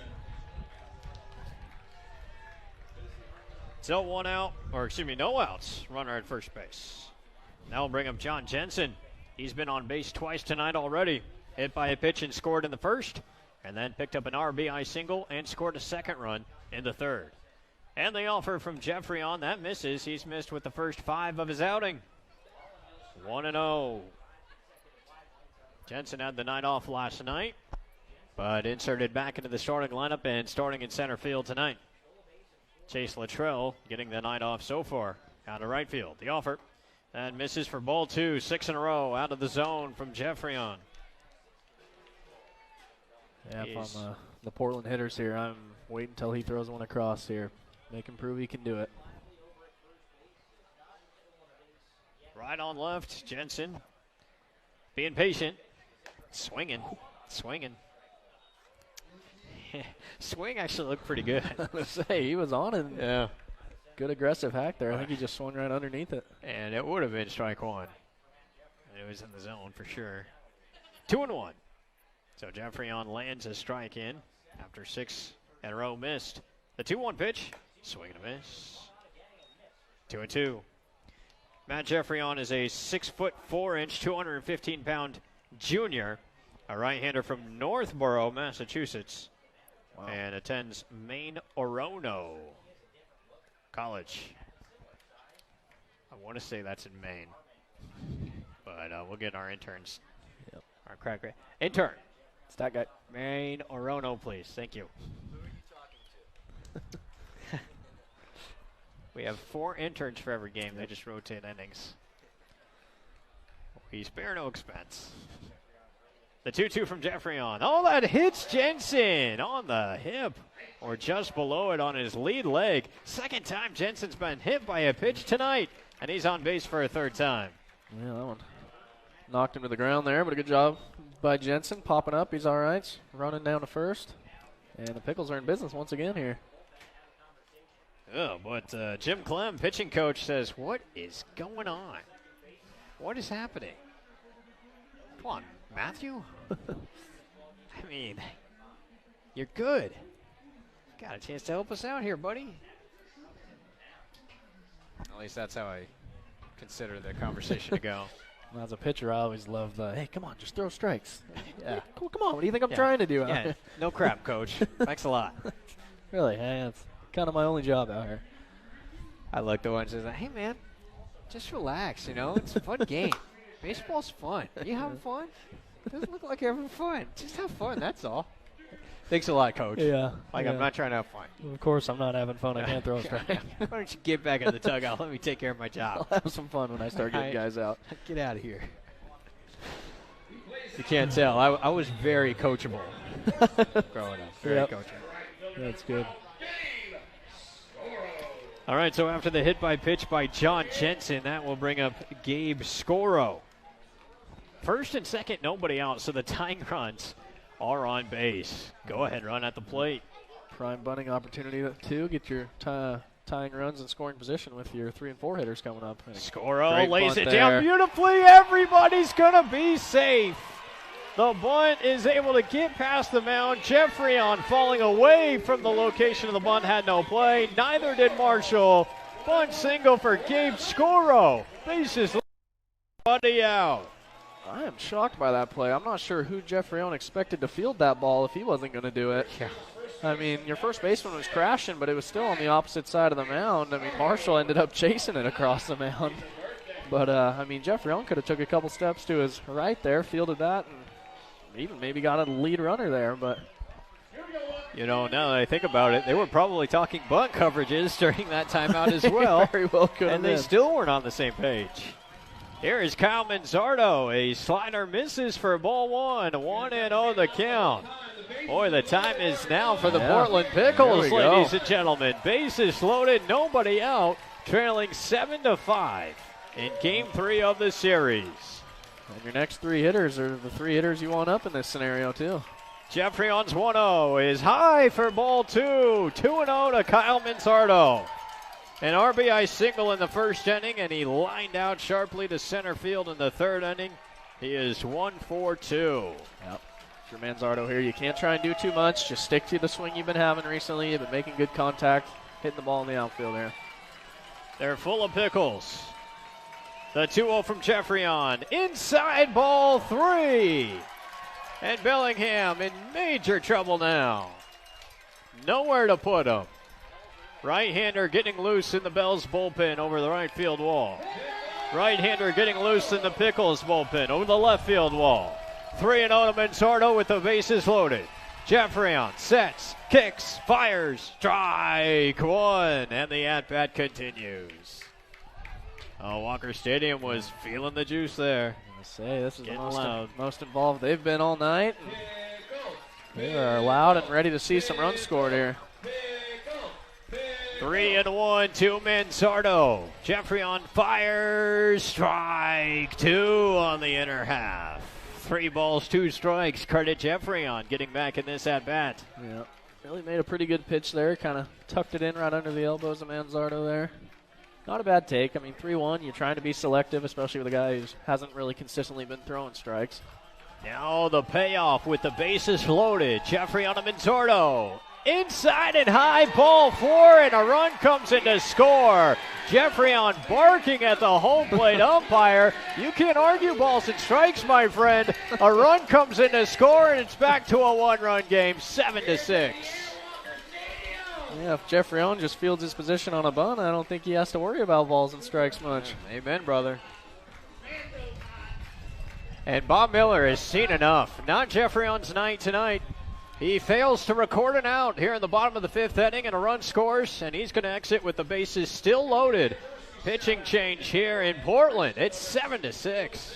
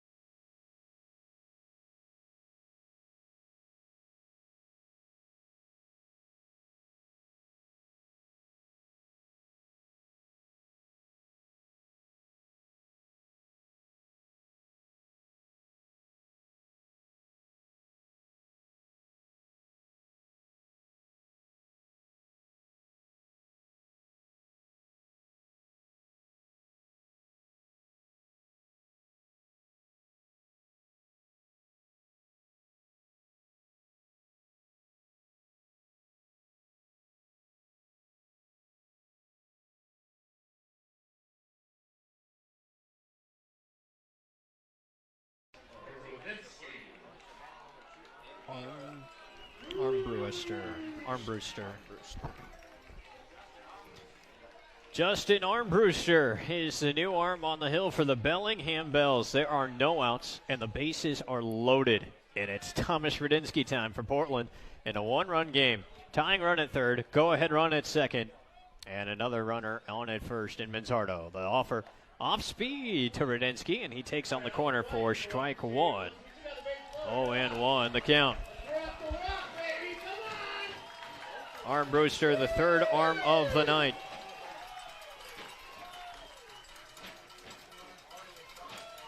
The 0-1 to Rudinsky, taken down and in for ball 1. 1 ball, 1 strike. John Jensen, the runner at third. Gabe Scoro on at second, and Kyle Manzardo now off his bases loaded walk on a 3-2 pitch. He is the runner on at first base. 1-1, Armbruster to Rudinsky, and the righty sets, kicks, and fires. Off speed, check swing, fouled away to the visitors' dugout. Strike 2 from Armbruster.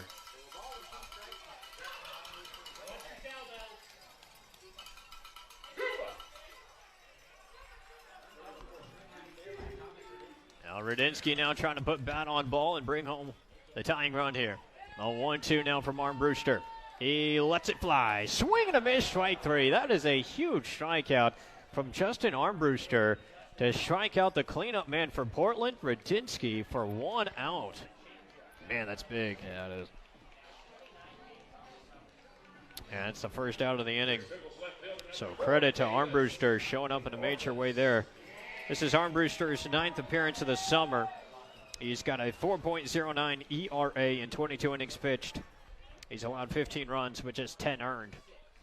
So the base is still loaded, and here is Davis DeLorfis with 1 away. Here in the bottom of the 5th, the offer. Davis takes upstairs for ball 1. It's a good take. Started to trigger just a hair and pulled back. Everett Lau is on deck. Bellingham looking to turn a double play and escape the inning with the lead. DeLorfis has other plans. Armbruster comes set. He kicks and he fires. Davis swing and a miss. Strike 1, 1-1.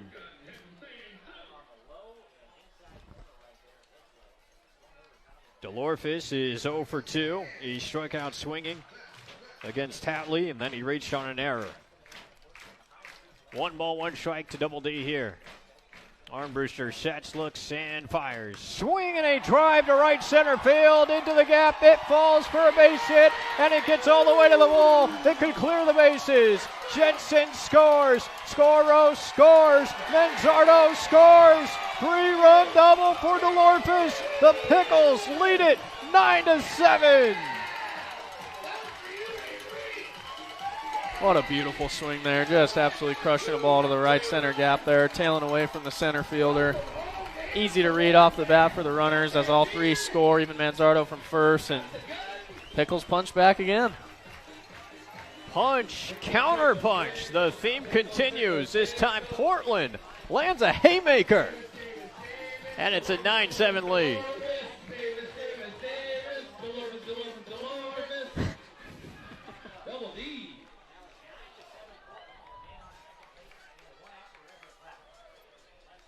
And here is Everett Lau. He is first pitch swinging at the curveball and fouling to the screen. 0-1 they count. Boy, is there a more exciting play than the bases clearing double? Oh, man. Especially in a moment like that. I mean, the fans were dying for it. DeLorfis comes through. That was incredible. What a moment. And we're still fired up after that. DeLorfis on at second base. 0-1 to Everett Lau. Here's the pitch. Swing and a miss from Everett for strike 2. 0-2 the count.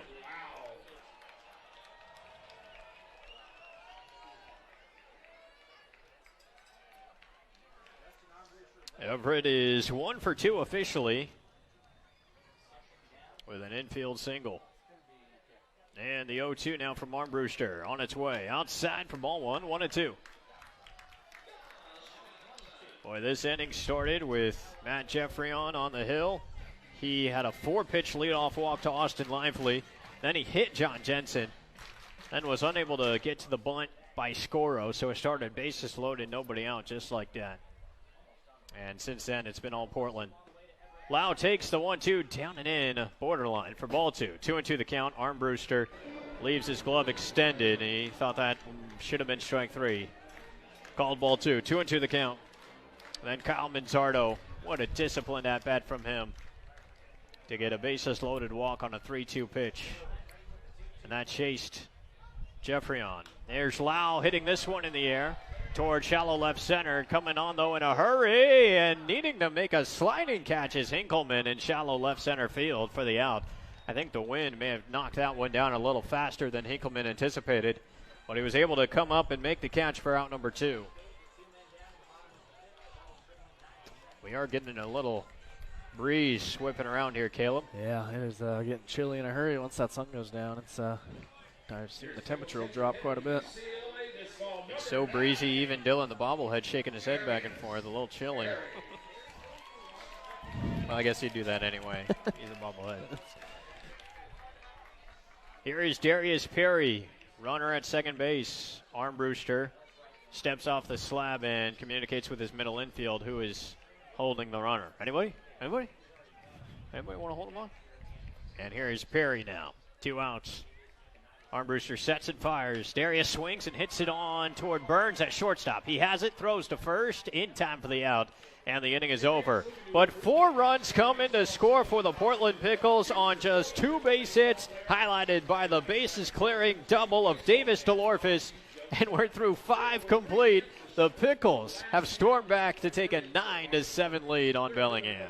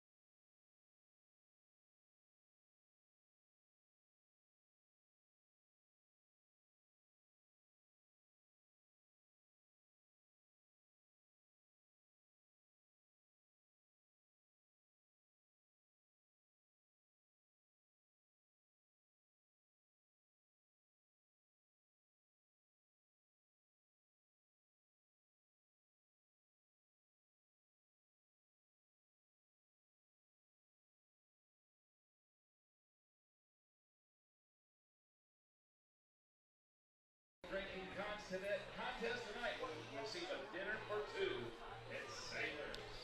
Boy, have you had time to exhale yet?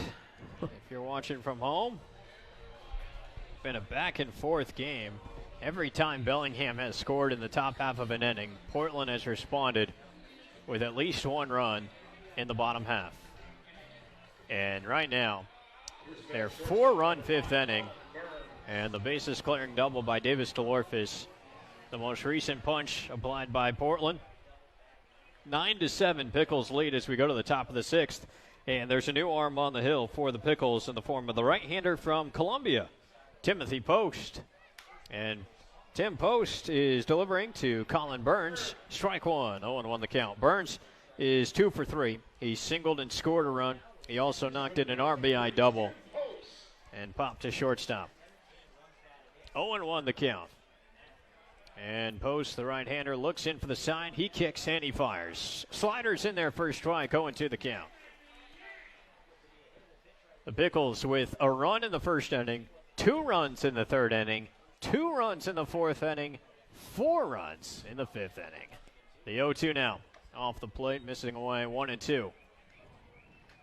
And really, we were just mentioning Caleb, but so nice to have a player the caliber of Davis DeLorphis back in this lineup. Absolutely, especially right in the middle of it there, driving in runs. I mean, he just absolutely came through in a huge spot. He's kind of got that clutch factor to him as well, and that was a big-time at-bat and big-time run-scoring double there. Post buries the slider down and away. 2 balls, 2 strikes to Colin Burns. This guy's a threat.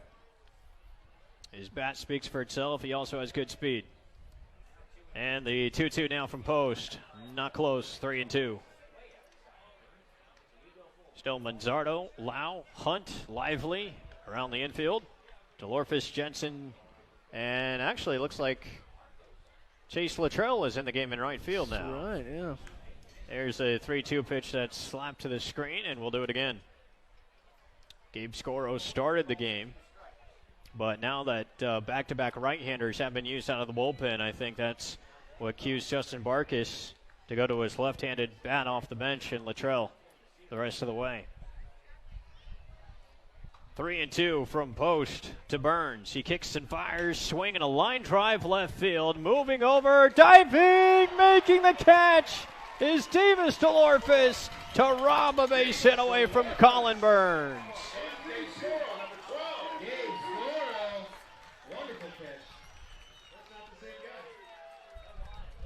Actually, here, Scoro in left field. Wow. Gabe Scoro in left field making that play. So DeLorphis is out of the game. Yeah, it must be. Unless he found a way to move into center field, but I think that's still Jensen out there. Yeah, so Gabe Scoro making the diving play in left field. Well, it sure makes you wonder what the reasoning for taking DeLorphis out could be. It sure does. Especially a player of his caliber, like we literally just mentioned. Tough play for Hunt. Oh, but he works around it with a forehand, and there's the cannon from the future pitcher at Mississippi State. Casey Hunt scooping and firing with some heat. And that retires Austin Kretchmer for out number 2. Here's Phil's center fielder, number 11, Guthrie Morrison.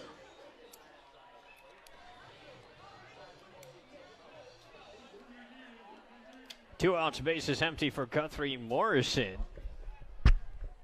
He has reached base twice tonight, once on an error, once on a base hit. Fastball blisters the outside corner from Tim Post for strike 1. 0-1 the count. Two outs, bases empty, top of the 6th. Portland leads 9-7. And the 0-1 delivery now from Post, off the plate and down. Evens up at a ball and a strike. Changing up some batteries here on our behind-the-plate camera. The game within the game. It's like a pit stop. How fast can Caleb Jones turn it around without breaking the camera? Here's the 1-1. Slider in there for a strike from Post. Beautiful bend at the knees. Strike 2. 1 ball, 2 strikes.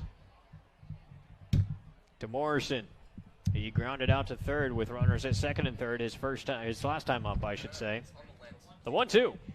Down and away for ball 2. 2 balls and 2 strikes.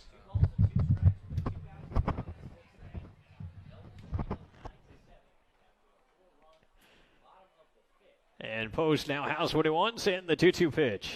Swinging a ball that's hitting to left center field and will get down for a base hit. Morrison a 2-out knock, his second hit of the night. He's now 2 for 4, and it's a 2-out base runner, and it brings the tying run to the plate in the form of the power-hitting Troy Viola.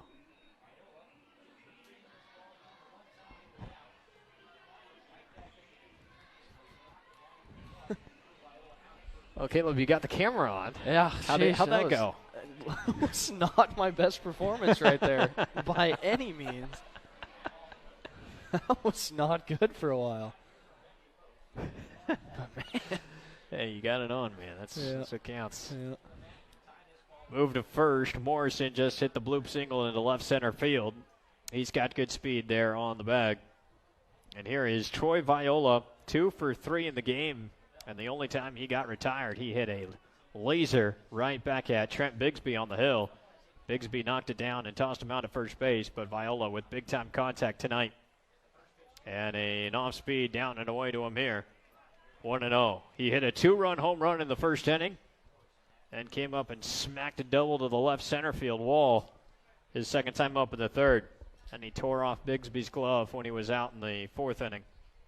2 for 3. 2 ribbies and a run and 2 runs scored for Viola. Another move to first. Morrison back with a slide. Tim Post, the native of Rolling Hills, California. West Coast to East Coast, where he's playing collegiately at Columbia. Back to the West Coast with Portland here this summer. Runs the 1-0 fastball off the inner half for ball 2. 2-0 the count. With Jordan Vujovic on deck should the inning continue. There's 2 outs Colin Burns led off with a looping line drive to left field that Gabe Scoro came on in a hurry and made a diving catch to rob him of a hit. Then Kretchmer grounded out to Hunt at short. The 2-0 to Viola. Swung on and grounded on 2 hops. Lively has it to second. The short wave for the force, and that ends the inning. No runs, 1 hit, no errors, nobody left. We go to the bottom of the 6th inning, and the Pickles lead it 9-7.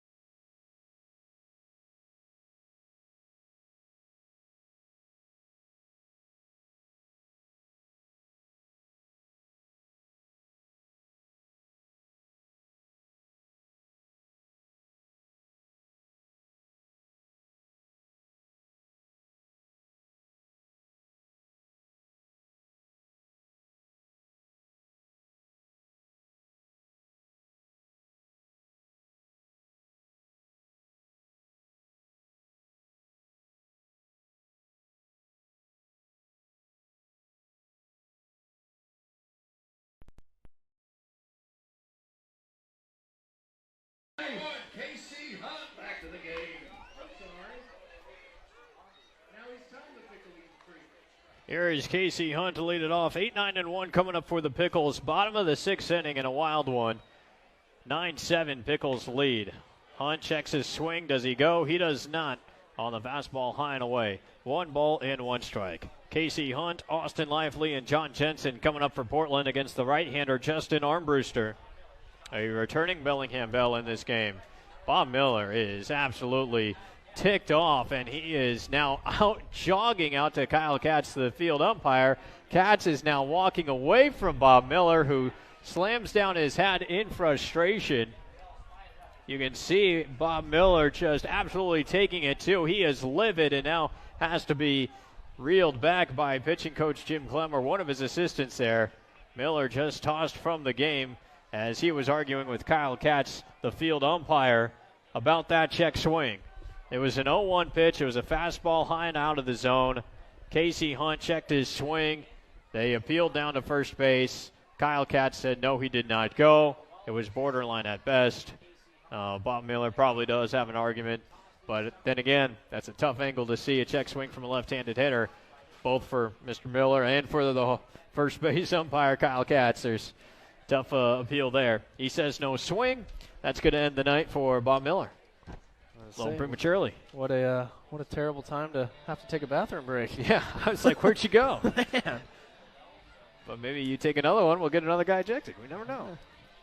But in any case, Miller's got to get the paperwork sorted out. He's undoubtedly one of the most respected figures in this league, one of the great coaches in this league, but I think it's probably an accumulation of frustration. Yeah. Both probably with the strike zone as the series has unfolded, certainly with his pitchers for not being able to put up a shutdown inning in this game, and it really just comes to a boiling point there. And I'm sure he's trying to inspire his troops. They still have a long way to go. They still got 9 outs to try to tie this game. Absolutely. Going out there fighting for his guys, and like you mentioned, we've seen frustrations from really both coaching sides. So, you could feel it coming to fruition there, and like you mentioned, it was finally just boiled up enough, and like you said, night's done early. There's ball 2 from Armbruster after the delay in the books. So exit stage right, Bob Miller, and it's 2-1 for Casey Hunt at the plate. Nobody out here. We're starting the bottom of the 6th. The pitch, swing and a miss. Elevated heat there. 2-2 the count. 9 runs on just 7 hits for Portland in this game. They have committed 2 errors. That's helped lead to 7 Bellingham runs. They have 11 hits and 1 error. Down and in to Casey Hunt. Ball 3 on that slider. 3-2 to the Pickles shortstop.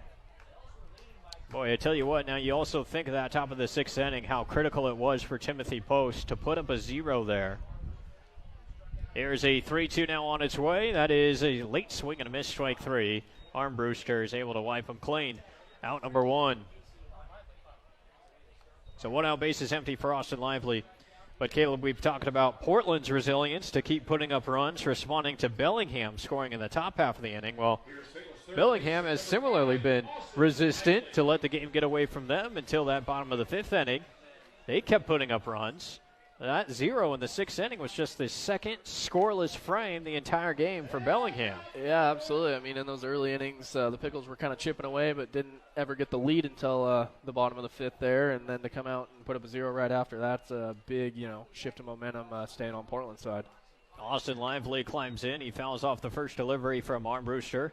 Now the 0-1 misses upstairs. Ball 1. 1 ball, 1 strike. 1 out, base is clear, bottom of the 6th. Armbruster winds, kicks, fires. Take in, down and in. 2-1.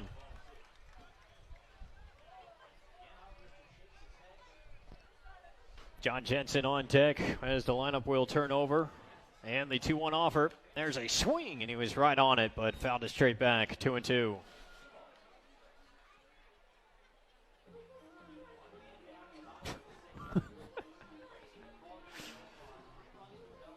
Good little footwork there from Mags on the deflection of the ball getting tossed his way. Yeah, it's thoughtful of Martin to toss the foul ball back to Little Max. The only problem, his hands were full with other foul balls.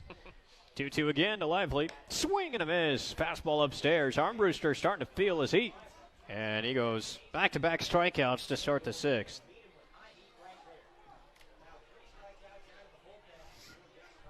So 2 outs, base is empty for John Jensen. And, you talk about Bob Miller being tossed. Justin Marcus, frankly, I can say this with confidence. He deserved to be ejected when he was arguing on 2 occasions in this series, and for whatever reason, was not ejected. Yeah, I mean, he did just about everything you need to do in order for that to happen. And yes, he did. And I mean, magic words and all. Exactly. I mean, I think the difference between, Miller was kind of up in the face of Katz there, and, Barkis was kind of doing it from a distance when he was out at the mound. So I would say that's maybe the deciding factor there. But nonetheless, I mean, Barkis was really giving it a good effort to get tossed yesterday. 1-1 to John Jensen. The pitch.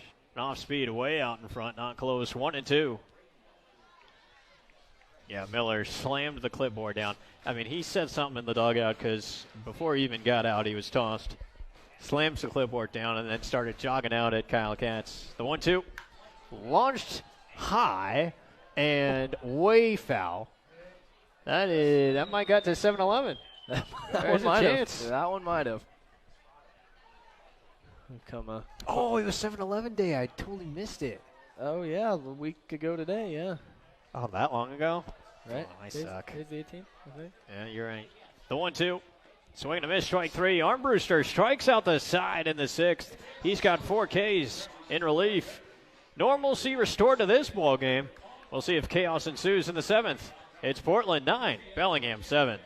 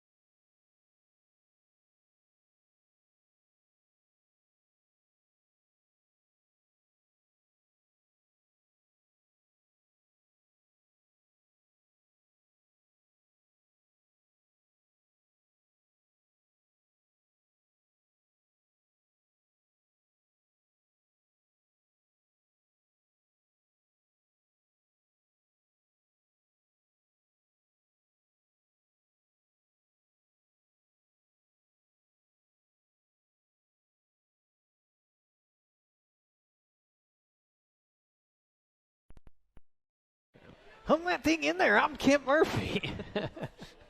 Oh, are we back? Okay. Great. Anyway. Oh, whoops. Good intro here to the Yeah. 7th. And we're back. Hey, we're back. Top of the 7th inning, and the Portland Pickles lead the Bellingham Bells 9-7. Jordan Vujovic, Derek Marshall, Jack Mactoff against Timothy Post. Ball 1 to Vujovic. The line, the kick, and the fire. That's in there. First strike, 1 ball, 1 strike. Well, for only 2 innings in this wild game, both sides have gone scoreless. In the 2nd inning, no one scored, and in the 6th inning, no one scored. Oh, beautiful slider on the 1-1. Clips the outside corner from Timothy Post. That's a beautiful pitch. 1 ball, 2 strikes. Quite interesting, the trends we've seen from the Pickles offense. Every inning they've had a leadoff man aboard, they've scored. And in the 2-0s, they've both been strike out the side, 1, 2, 3. Is that right? Wow. So, call that what you will. That's kind of interesting. We'll have an inning guest here. The 2-2 pitch. That misses outside for a ball. Oh, crap.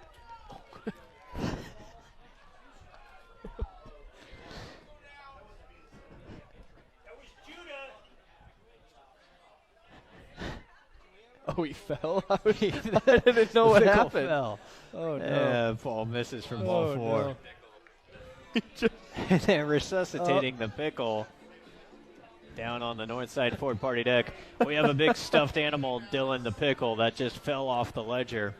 I think he fell asleep. And, did he face plant on the party deck? Ouch. That's pretty nasty. No, he's got to run camera still. No, you need to run camera here. Yeah. Yeah. You can still do public address from here. Oh, yeah. You do it over here. I can multitask. Yeah. Jake's down there working now. All right, we welcome in Jeremiah Criddell. He is that how you say that right? No, it's Coughlin. Jeremiah Coughlin. Why are you in my phone as Jeremiah Criddell? I don't know. That's a good question, Judah Newby. That is a fantastic question. I don't know why that is. Oh, Mr. Pickles back. Okay, I thought at least it wasn't the bobblehead. Here's a ball hit to the umpire, Kyle Katz. Lau picks it up, and the lead runner is going to be, I believe, out at second base. Oh, that's too bad. That was a tailor-made double play at Everett Lau, but instead it clips the umpire, Kyle Katz. What does that mean? They can't both be safe. No, they can't both be safe. Or are they both safe? Gary? It's a base hit. Gotta be kidding me. Gotta be kidding me, too. Wow. Live ball off the bat, hits the umpire, Kyle Katz, and it is an automatic base hit for Derek Marshall. And it's first and second, nobody out. Gosh. It's a good topic for inside baseball. Yeah, it really is. All right, well, we're going to navigate the tension of this game with yourself, Jeremiah. Yeah. Tell us a little bit about what you're doing. First of all, you're the on-field host here at Walker Stadium. Yes, we have a weekly podcast called Brine Time. It's also about the Portland Pickles. And taking a little trip this week, going to Cooperstown tomorrow. Man, that is a busy, busy time. Yeah, we got a lot going on. And, the Pickles are going to be out of town the next couple days, and then the All-Star break's coming. So we got a little break from being out here at the Walker Stadium every day of the summer. So I'm looking forward to that. And then, flying out to New York tonight. Going to see Edgar Martinez put in the Baseball Hall of Fame. Wow. Are you red-eyeing? Yeah, 11:58. I leave at 11:58. There we go. Caleb has a different shaped face than I do. All right, looks like a This is possible handsome. bunting situation for Jack Mactoff. First and second, nobody out. Post out of the stretch, looks to second, fires, no bunt on. Mactoff takes outside, ball 1, 1-0 the count. Vujovic, the runner at second. He reached on a leadoff walk. Marshall, the runner at first, as bad luck strikes the Pickles in the top of the 7th. What looked to be a tailor-made 4-6-3 double play turns into a ball that hits the umpire in the field, resulting in an automatic base hit. So that's where we are. Looked like One it hurt, ball, too. no strikes. The offer is taken down and in for ball 2. 2-0 the count. Yeah, it looked like it tagged him pretty good. It was a good one. It didn't look like it felt good at all. Macdolf is 1 for 3. He singled his last time. That was back in the 5th inning off Bigsby. Portland leads this chaotic game 9-7. Top of the 7th, no outs, and the 2-0. On the corner, thank goodness. Woo. Yeah, needed that one. 2-1. Yes, we did. In a big way. How's the pulse of the crowd tonight? It's good. It has been a very chaotic game.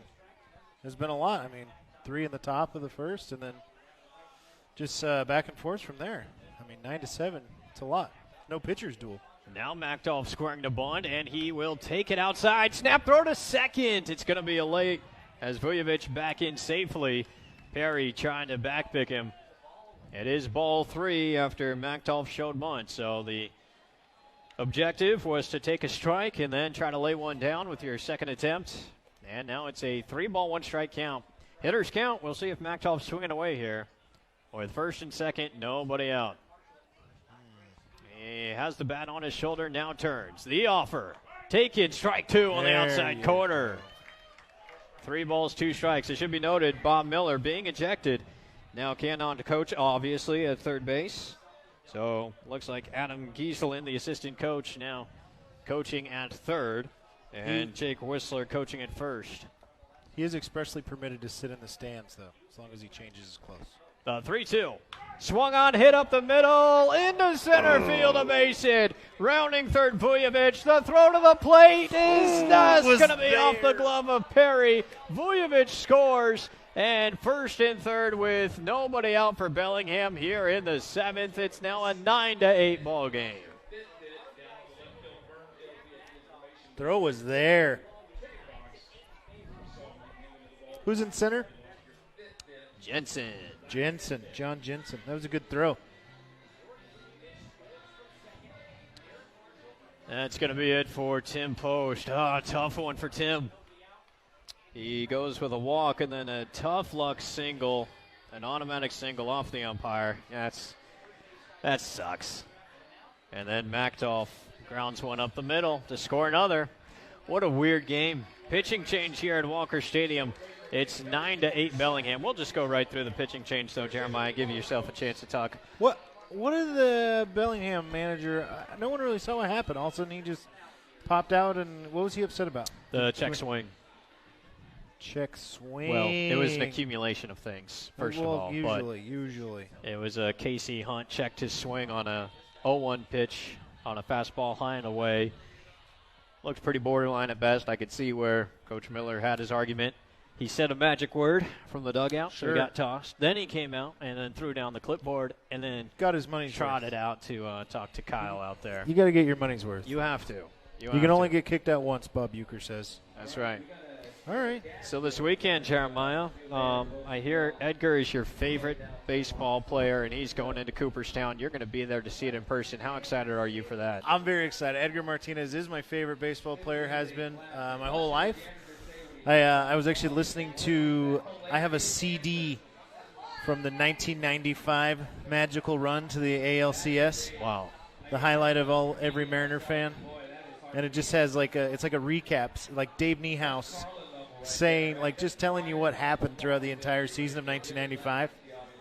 And I listen to that a lot. I've been listening to it all week. Pretty excited. Edgar, 10th year on the ballot. People didn't know if he was going to get in or not, and then he gets in. And, I made a commitment. I was like, if he gets in, I'm going to go. Like the morning that ballots came out, I booked a room. I was like, I'm going. I got to, make sure I'm into this. So I had a couple buddies that were like, yeah, man, we'll go. And then they aren't going. But I'm meeting some friends out there, But, yeah, going out by myself, which I'm kind of used to as a road comic.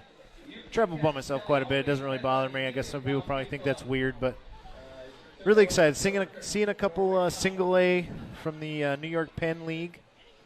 The Albany has a team called the Tri-City Valley Cats, and then the Staten Island Yankees are playing on Monday.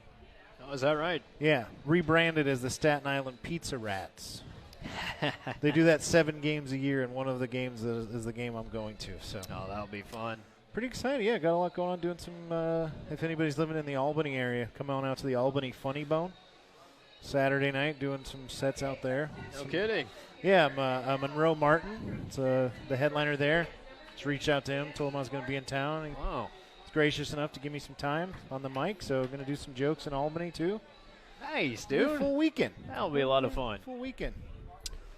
Yeah, really excited, man. Cooperstown. I don't know that I'm gonna have a ton of time to really get in the museum part of it, but I got to go back with the wife at some point anyway. So Absolutely. I'll just go for the ceremony. It'll be nice. Christian Schifatelli is the new right-hander on the hill for the Pickles, relieving Tim Post. Runners at first and third, and nobody out in a one-run game. Watch the squeeze bunt here.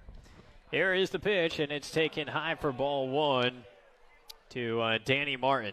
Got to say watch the squeeze because that's exactly what Danny did his last time up. Safety squeeze bunt up the first baseline. That scored Jordan Vujovic back in the fifth inning. On at first base is Machtolf. On at third base is Marshall. A run is scored already in the inning. The 1-0 from Schifatelli is hit into right field and sinking down for a base hit. The game is tied. RBI single the opposite way for Danny Martin out of the 8th spot. And it's a 9-9 ball game in the 7th, and it's first and second. Still nobody out for Bellingham. Tough spot. Goodness. Chaos on the base paths this inning. So weird. We're going to be thinking about that ball that hit off the umpire, man. That's such a tough, unfortunate moment in the game. But got to shake it off. Yeah, you got to execute after that. Time is requested here with a runner at second base. Looks like Perry and the right-hander Schifatelli want to get on the same signal with their signage. With Machtolf at second and Martin now the runner at first. Give Martin a lot of credit out of that 8th spot. He was 0 for 2 with a couple of pop-outs, then executed the squeeze bunt, and now a clean RBI single to tie the game here in the 7th inning. Here is Cole Hinkleman now against Christian Schifatelli. We'll see if Cole's got his eyes on bunting. With still nobody out in the 7th in a 9-9 game. Look to second and the pitch. He's swinging away and taking strike one at the knees. 0-1 the count. It's a nice pitch. Hinkleman doubled and scored in the 4th inning. And the last time we saw Schifatelli, he was just nails. And that was in game 1 of this series against the Bells. Seeing him for a second time now. And turn into bunt, Hinkleman, now that he's taken a strike. The 0-1, he pops it in the air, and it's going to be down for a fair ball, underhanded to third, in time, throw to second, double play. What a How play. about that? Beautiful heads-up defense from the Pickles. Darius. Perry was able to get it and go to third base for the lead runner. The relay to second in time to get the other lead runner. There are 2 outs in the inning. Wow. Darius Perry, what a play. I think that actually hit off of Manzardo, right? Yeah, Manzo. 3-2-5-4. 3-2-5-4 double play. Amazing, because it Just hit off your Manzardo standard- on the diving attempt, and then Perry got it and went to third. Your typical standard 3-2-5-4 double play, just like they drew it up. Unbelievable. So now Hinkleman at first, and here is the top of the order, Colin Burns. Boy, we have seen just a bit of everything in this ball game. I tell you Manzo what, nearly had that too. I mean, it would have been sensational, but it turns out something better. So now Hinkleman on at first with 2 away in the inning. Here is Burns. 1-0, the offer. That is swung on and hit in the air toward left field, and moving over is playable. Scoro to make the catch, and the inning is over. Woo. Well, we've seen just about everything in this ball game, and that finally ends things here in the top of the 7th. 9-9. Jeremiah, thanks a lot for coming Thanks up. for man. having me, Appreciate Judah. it, and Yeah, have always fun a at pleasure. Cooperstown this weekend. Absolutely. Thank you so much. There it is. Go We'll go to the Pickles. bottom of the 7th. It's 9-9.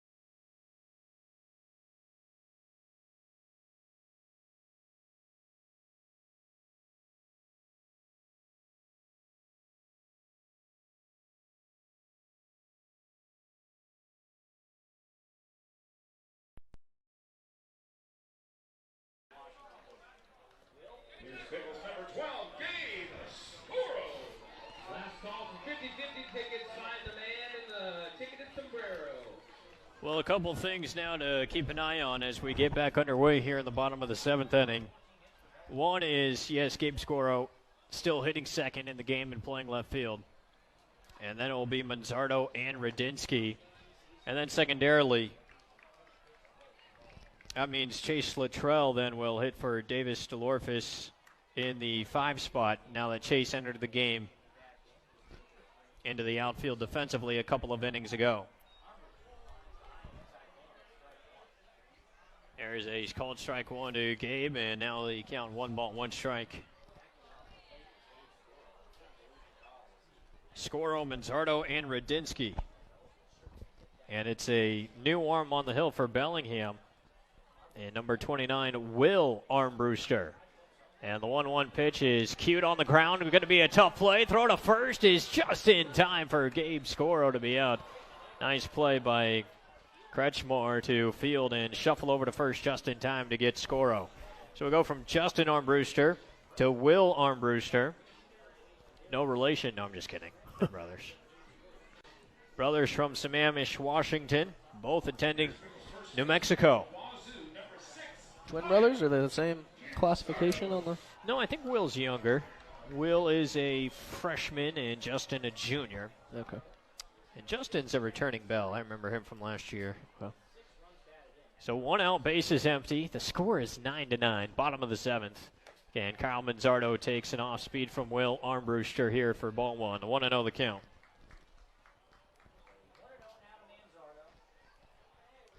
That was a wild top of the 7th. Yeah. Man. Here's the 1-0. And off speed high again, 2-0. You just never know what you're going to see when you come to the ballpark. You really don't. You might think you know, but you're wrong. But you have no idea. 2-0. Hit in the air toward right center. Well, moving out Kretchmer, moving in Morrison. It will be Morrison to flash the glove and make the catch for out number 2. 2 gone. Bellingham has yet to record a shutdown inning to this point, and by that I mean keeping the Pickles scoreless following an inning in which Bellingham scored. Bellingham scored 3 in the first, but Portland added a run in their half. Bellingham scored 2 in the third. Portland added 2 in their half. Bellingham scored 1 in the fourth. Portland added 2 in their half. 1 in the fifth. Portland added 4 in their fifth. Now Bellingham, after scoring twice in the 7th, has 2 outs, bases empty, ahead of Thomas Radinsky. And Radinsky takes high and tight for ball 1. That means Radinsky's got to go yard here, right? Yeah, I think so. I think that checks out. I'll go ahead and play yard card then. All right. 1-0 to Radinsky. The pitch. Checked his swing, and yes, he did go. Strike 1. 1-1. Scoro grounded to second. Manzardo flew to center. 2 outs, base is empty. And the 1-1. Radinsky takes strike 2.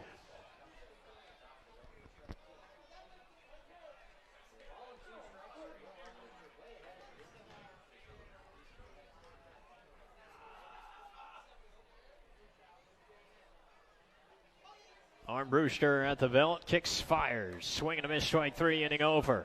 First shutdown inning of the game recorded by Will Armbruster. He retires the side in order, and we are through 7 complete innings. It is Bellingham 9, Portland 9.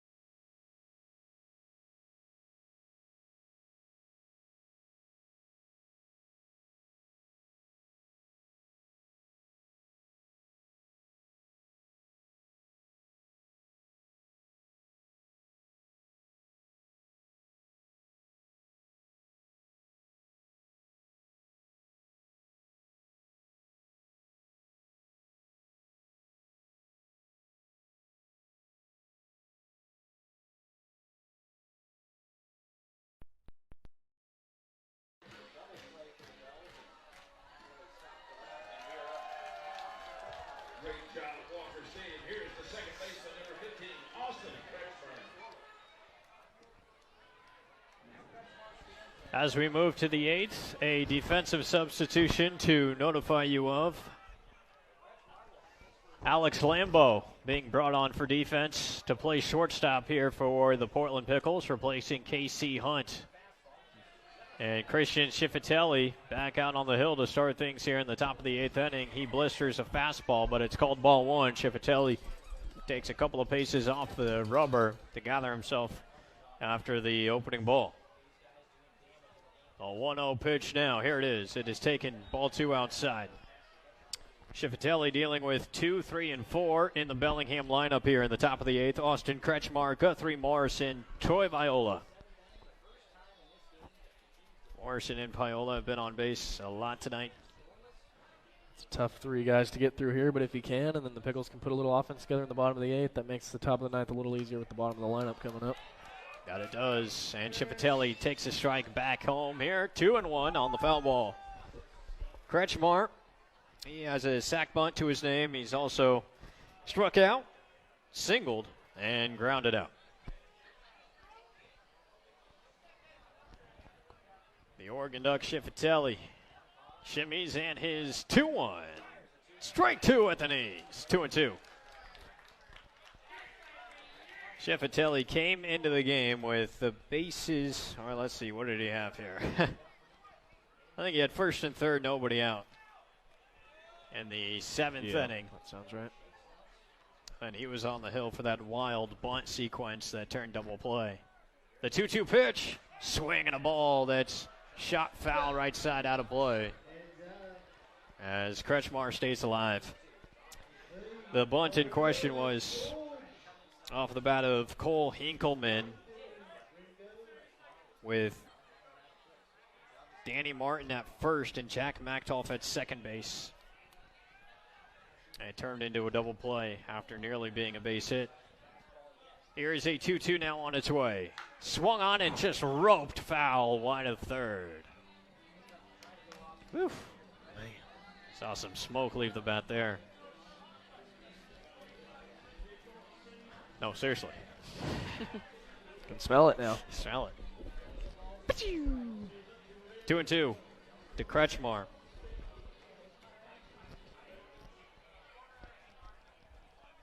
Schifatelli out of the windup.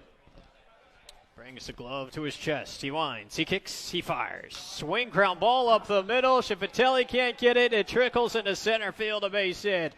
Around first goes Kretchmer. He retreats. Leadoff man aboard for Bellingham in the 8th. And that represents the go-ahead run ahead of the middle of the order here. Morrison and Viola, and then Vujovic. We could use another one of them double plays. Yep. Could also use a ground ball that doesn't hit the umpire. Could use one of those, I tell you. Yeah, hey. Can't count that out now. We've seen it all now. We continue to see it all, yep. Morrison will likely swing away. Gotta think. Too good of a bat to sacrifice. Yep. The pitch misses for ball one, high and away, 1-0. Perry springing out of his stance. Always looking for a chance to throw somebody out.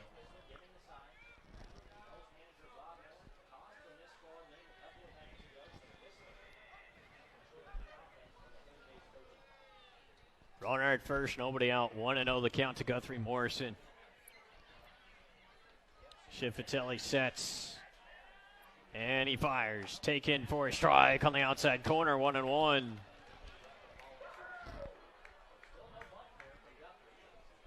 Looks like Jake Whistler is the assistant coach at third base with Adam Gieslin on at first. And with the ejection of Bob Miller earlier, it's Whistler's game to call there at the third base coach's box with runners on. 1-1 to Morrison here. Schifatelli kicks and he fires. Morrison swings and lifts a fly ball to deep left center field. Jensen moving back. Jensen makes the catch and he fires it back into the infield. Retreating to first is Kretchmer. A big first out to deep left center. Yeah, I think that wind up there is really starting to kill it. I mean, that ball looked like it was hit pretty dang well off the bat, but Jensen with good speed out in center, able to run it down, no problem.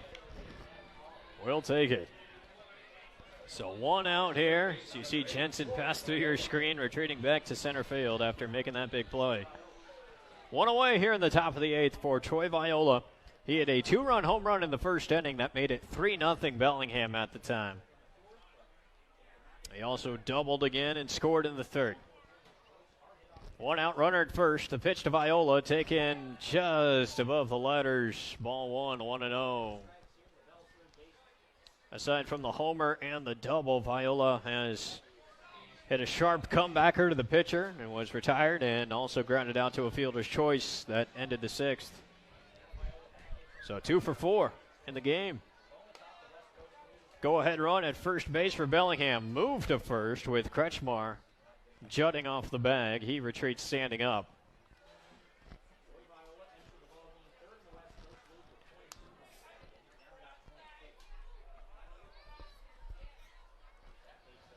Kretchmer does not have a stolen base this year. Schifatelli sets on the 1-0 delivery and fires. Viola swings, hits it in the air wide of first. Will Manzardo have a play? He won't, as it lands foul right on top of the visitor's dugout and bounces out of play for strike 1 on the foul by Viola.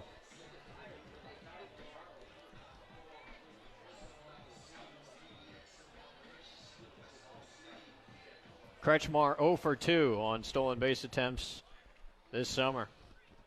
They're looking to bust Viola inside here on the 1-1 delivery. Let's see if Schifatelli can do it, but first a move to first.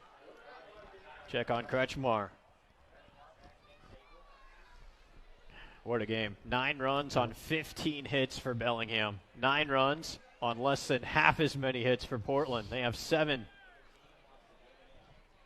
Portland's committed more errors, though, with 2. Bellingham just 1. The 1-1 pitch to Viola. Swung on and popped up behind home plate. That will get out of play and it take a big bounce on the bleachers. And into a backpack of a fan sitting there, section 205. That was your plan the whole time. Redirect. Nobody in HR over there. Someone apparently with a backpack of The Office making that play. Yeah, he's got the Dunder Mifflin shirt on, it looks like. Nice. There you go. You've voiced many times your love for The Office. I'm sure you appreciate that. I do love The Office. That is true. Who doesn't, though, really? I haven't met anybody that hates it. That's true. A 1-2 pitch from Schifatelli to Viola. He kicks, he fires, well outside, and the count even 2-2. I may or may not have competed in one Office trivia competition night. Really? But only one. I need to get more. We ended up placing 5th out of like 60 teams. Hey. So well, that's not too bad. Yeah, pretty geeky. 2-2. Barry setting up inside. See if Christian can get there. The pitch.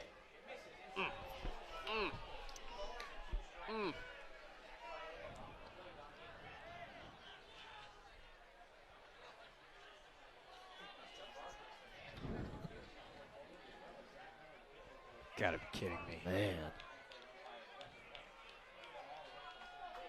That was darn near the same pitch we saw Mcveigh miss on, that controversial one right inside there that got Barkas fired up, and he was fired up again there as well. 3-2. Swung on, grounded wide of third by about a foot. Lively has it, throws it back to Schifatelli.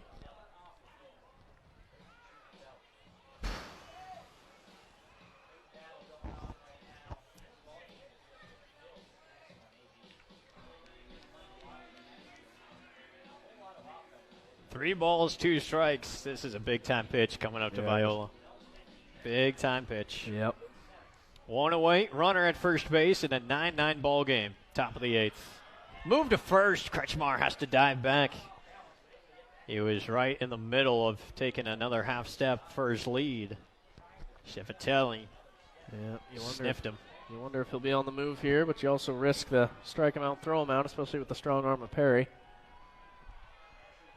Setting up inside again. Shifatelli's 3-2 pitch, swung on and hit in the air down the left field line, but pulled way foul, and now it lands. Wow. Man, even the foul balls look majestic off the bat of Troy Viola. Oof. He hit his 7th home run of the season in the first inning tonight. You're right about that win, though, Caleb. It continues to swirl. We're feeling it up here in the press box. Flagpole not really moving around a ton, just a bit, but I think it's just swirling out there. Yeah. 3-2 again. Shifatelli to Viola. And Christian will move to first again. Kretchmer dives back in safely. Austin Kretchmer hit a ground ball up the middle into center field to start this inning.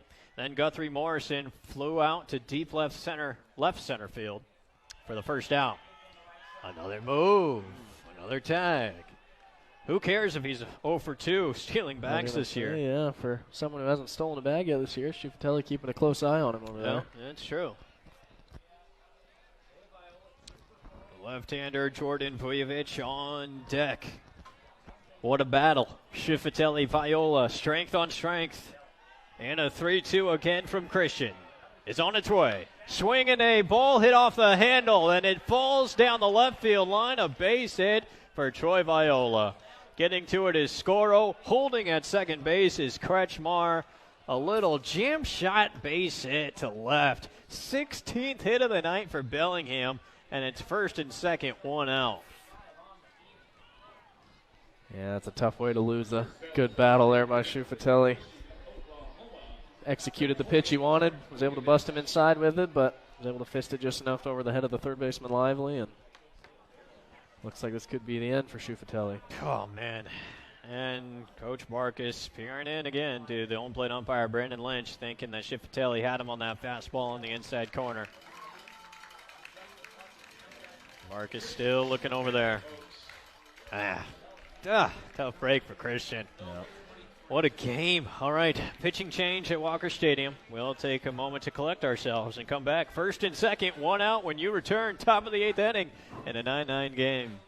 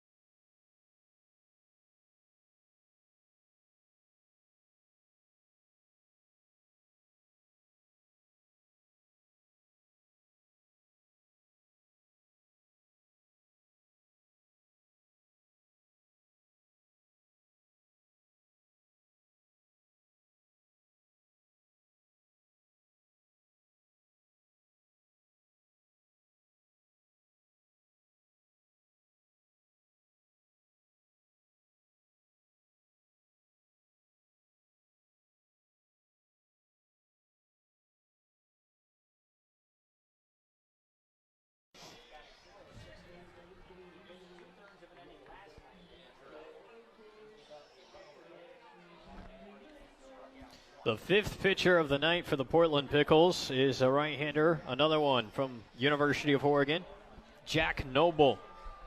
And we just saw Jack I believe, in last night's game. And he is pitching for a second straight night now. And he'll be dealing to Jordan Vujovic. First and second, 1 out, tie game. Vujovic swing and a miss, strike 1, 0-1. The runner at second is Austin Kretchmer. He represents the go-ahead run. The runner at first is Troy Viola.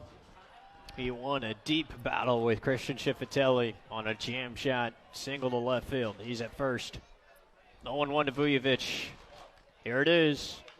Grounded past the mound. Here is Lambeau. He only has one play, and it's to first, and it's in time to get the out. But the slow ground ball took away any chance of a double play. Lambeau records the out. 6-3. And Kretchmer goes to third. Viola to second.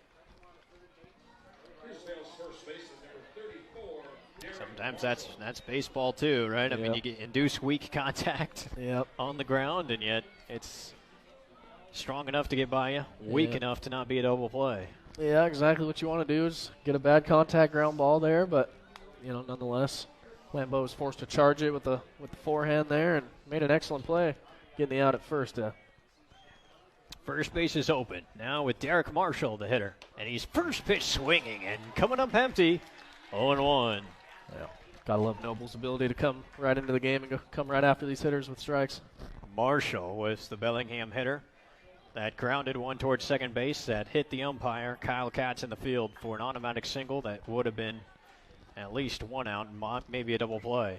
Off speed, strike 2 called. Marshall doesn't like it.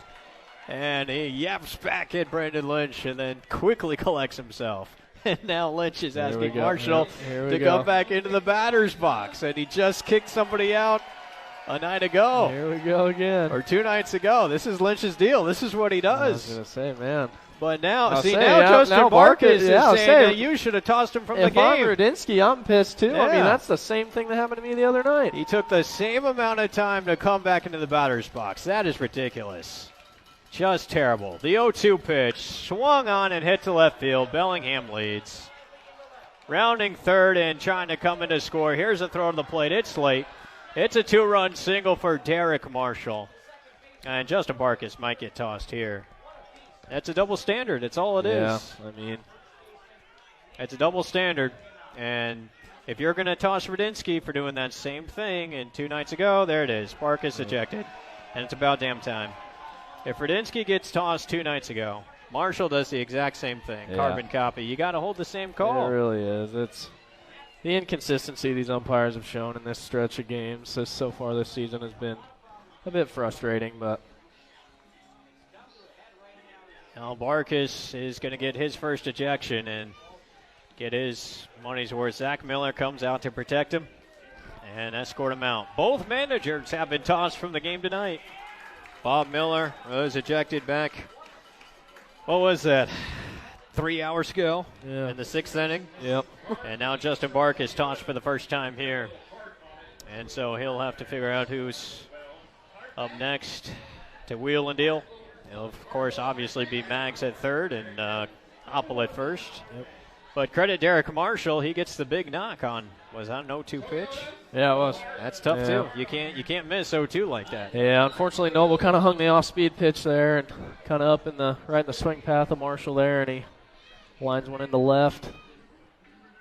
But it's important now to just minimize. I mean, you still got 2 more opportunities here if you're Portland in a game that runs have not been coming at much of a premium, so they'll have their opportunity and a lot of game left, really. Derek Marshall, meanwhile, having himself a game. He's got 3 RBI on the night and technically 4 base hits. That's right. Man, it's a lot of things you can't explain happening tonight. Oh, man.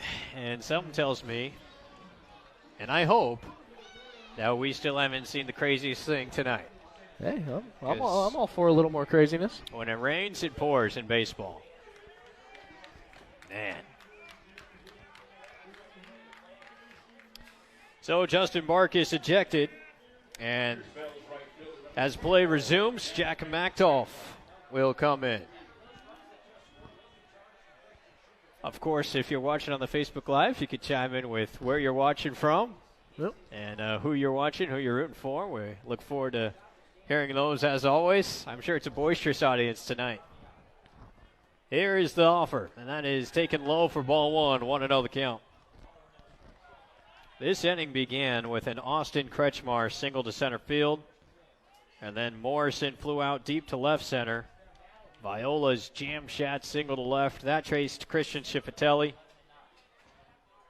Jordan Vujicic advanced the runners with the ground out. And the pitch is swung on and tagged to deep right center field. And that is up against the wall. Marshall comes around. He will score. Mactoff to second with an RBI double with 2 outs to make it 12-9 Bellingham. And they are boisterous out of their dugout.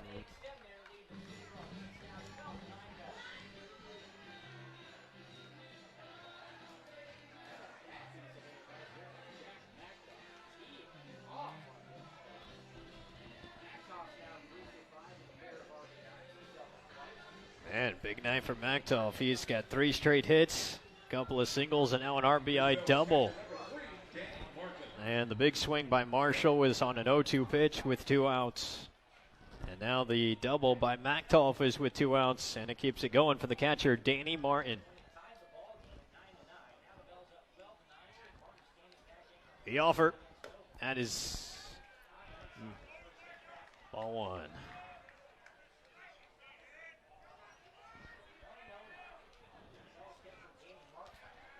Something tells me we're going to go back and watch this broadcast on archive. Yeah.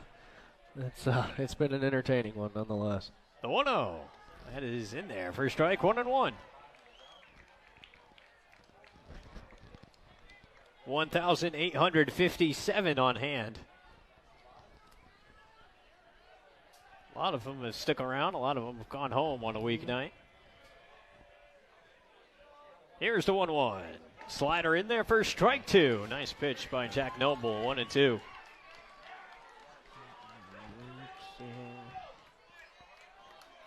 Four hits in the inning for Bellingham. They have 18 hits tonight. Here's a 1-2 down from Noble. Swung on, tapped foul right off of Martin. And we'll do it again.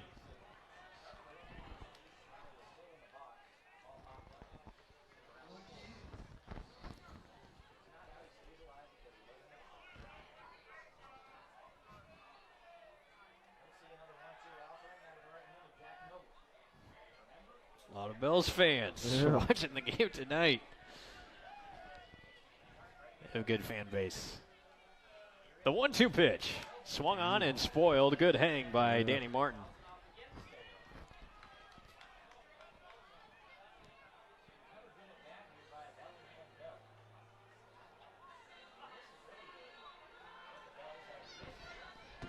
Love that. Michael Schifatelli, Christian's dad here. Got the Facebook Live dialed up. Also watching from right behind home plate in front of us. Double dip. And the 1-2 now on its way to Martin. Swung on, hit in the air. Shallow left. Squirrel going out, as is Lambeau. Lambeau will make the catch to finally end the top of the 8th inning. Hats off to Bellingham. These dudes are fighting hard tonight. Yep. They don't want to be swept. 3 runs coming to score, all with 2 outs. And it's 12-9 Bells into the bottom of the 8th.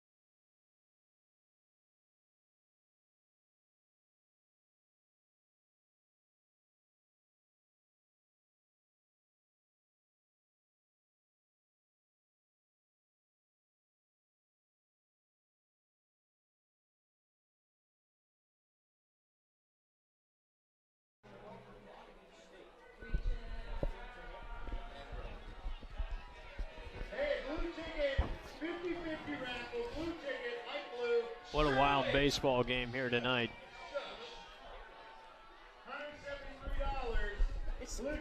Chase Luttrell will lead things off here in the bottom of the 8th inning against Will Armbruster.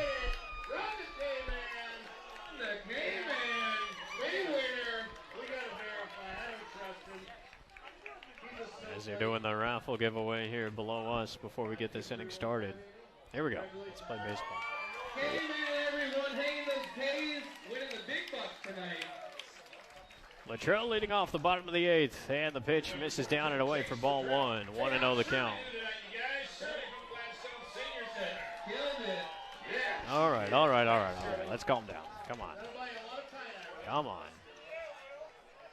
The 1-0. Swing and a miss, strike 1. 1 ball, 1 strike. Well, Davis DeLorfis has been removed from the game for, well, he was defensively removed after his bases clearing double. I wonder if he maybe pulled up a little lame on that swing or something. 1-1 pitch misses for ball 2. 2 balls, 1 strike.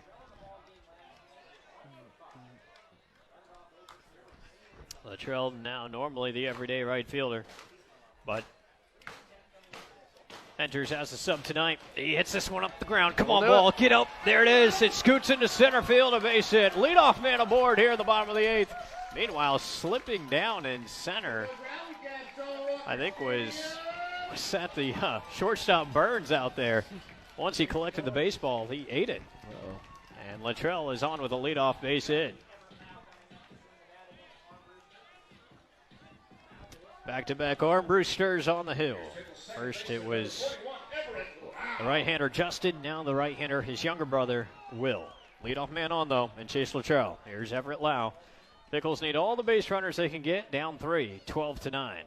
Lau swinging, chopping it over to third. It's a fair ball. Behind the back, Viola. Throw to first. Marshall can't dig it, and it gets out of play. Hey, here we go. Over to third base is Luttrell. Lau goes to second. Oh, man, Everett Lau, the little check swing. Ball stayed fair. Fielded by Viola, but his throw could not be speared on the short hop by Marshall at first base. It's a throwing error by Viola. Pickles have second and third with nobody out in the 8th. What a game. Yeah, I mean, the biggest thing here is they don't need to get all 3 runs back here. I mean, just get a couple across. Give yourself a chance in that 9th inning, but get these first 2 guys on. It's pretty crucial to get both these runs into score now. That is very true. Both teams have committed 2 errors now. All right, here's Darius Perry. Infield for Bellingham playing back. They just need outs. They offer. Perry takes inside. Ball 1, 1-0. Sir Darius, he is 0 for 2 with a sac fly RBI tonight.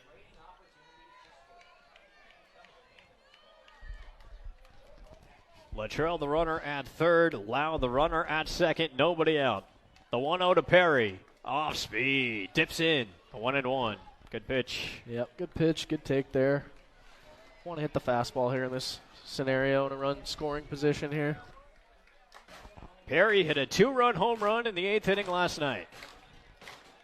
A similar shot here would tie the game. The 1-1. Swing and a miss. Tied him up inside. 1 ball, 2 strikes. Rally cap time as Pickle fans right behind home plate in front of us got their rally caps on. Looking great. Even on the K-Man. Perry trying to oblige. He needs to take a little extra moment here. Armbruster looks in for the sign. Now has what he wants from Martin. And the 1-2 to Darius Perry is taken for strike 3.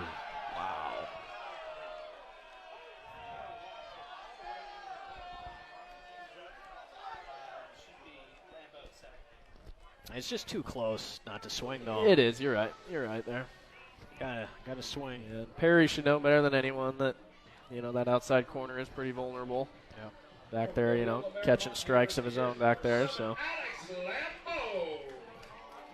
Armbruster with the fastball on 2 strikes is able to get Perry looking, and that's a big first out. But opportunity still awaits, and this is Alex Lambo. He entered as a defensive replacement at shortstop for Casey Hunt I believe that was in the 7th inning. And this is Alex's first at-bat of the night. Let's go, Pickles! Alex Lambeau hit a solo home run in the bottom of the 4th last night. And the pitch, off speed in there for strike 1. I think the problem for our umpires as well is, you know, they have absolutely zero benefit of the doubt. So any close call now is just, that's the wrong call, in the opinion of the fans at large. The 0-1 pitch now, here it is. Grounded to left field, a base hit. Scoring is Latrell. Holding at third base is Lau. RBI single for Alex Lambeau makes it a 2-run game, 12-10 with 1 out in the 8th.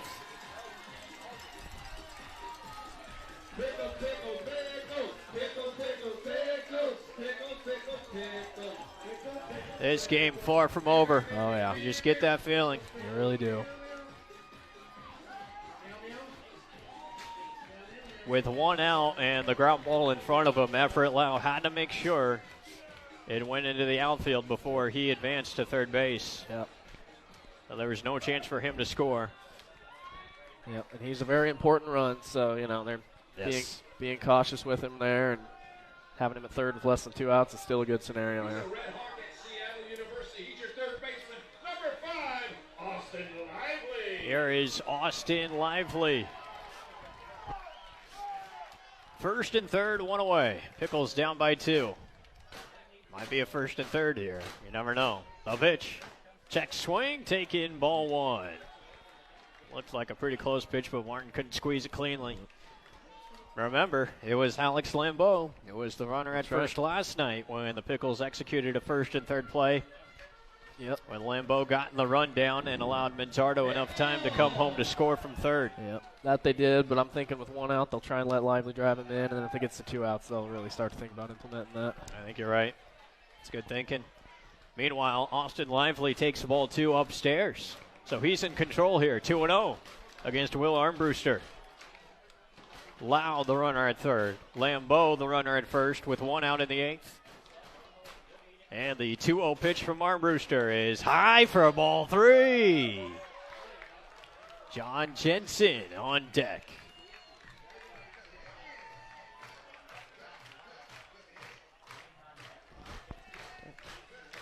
Will Armbruster came in to start the bottom of the 7th inning. He is facing his 8th hitter. Have to imagine the take will be on here for Lively, and then if he gets the 3-1, he can get back into an aggressive mindset. 3-0 pitch. Runs inside ball 4. It might have actually got a piece of Lively, hard to tell. But regardless, the bases are loaded with 1 away. And the tying runs are in scoring position. It will be a hit by pitch. Couldn't really see it clearly from here, but Lively was hit. And that might be it for Will Armbruster, as it looks like Jim Clem coming out to try to make a move, or at least talk to his right-hander. We'll see. Is anything going on out there in the Bellingham pen? Yeah, it looks like a righty. Got a big righty. He's been moving. Right now, I don't think they're going to make a change. It looks like Jim Clem's just rallying the troops a little bit. Talking to Armbruster.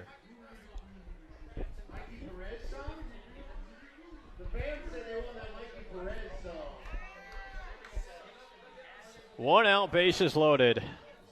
Right now, Mark Magdaleno is conversing with Brendan Lynch a little bit. And Lynch filling out some paperwork. Can't see any substitutions here. I think he's just recording the fact that Jim Clem came out to have a talk with his infield. All right, here we go. This is it. You have a chance to get back in it yet again. Portland's been so resilient all game. It's been unbelievable. Can they do it one more time? 1 out, bases loaded. The pitch to John Jensen. Swung on and fouled straight back. 0-1 the count. Yeah, we've known Jensen to be quite the aggressive hitter, and not surprised whatsoever that he gets a pitch there and then he takes a big hack on. 0-1 the count to John. Lau at third, Lambeau at second. And the pitch. Hit in the air, behind the home plate, foul it out of play. Behind us in the press box, strike 2, 0-2 the count. John Jensen tonight, he's got an odd line as well.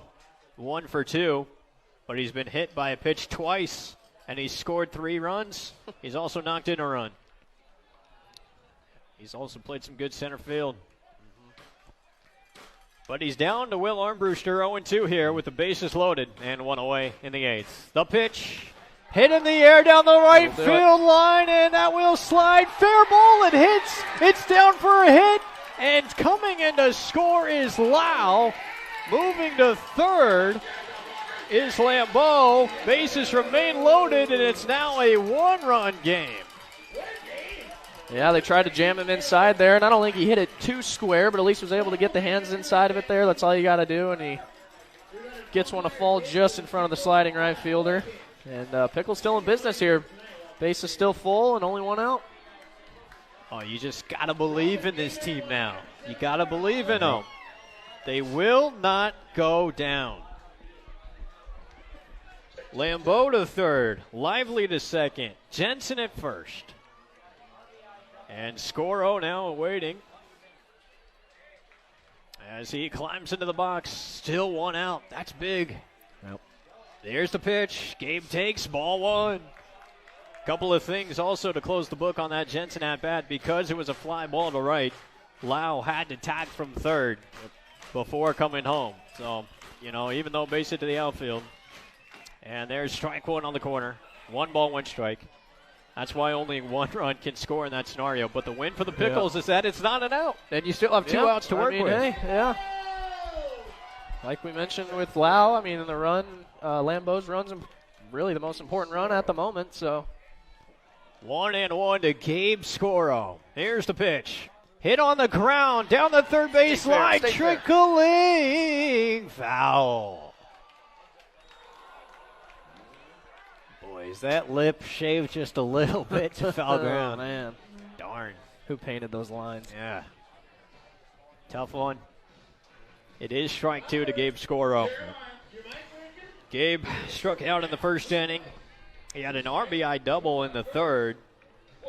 Reached on an infield single and scored a run in the 5th and also flew out to center. Wait a second. No, he grounded out to second base. That's right. He hits 2 for 4 in the game. Yeah. Crucial he gets the ball in play here. You really got speed on all bases. Gabe's got speed at the plate as well. I think it'd be hard to turn a double play here.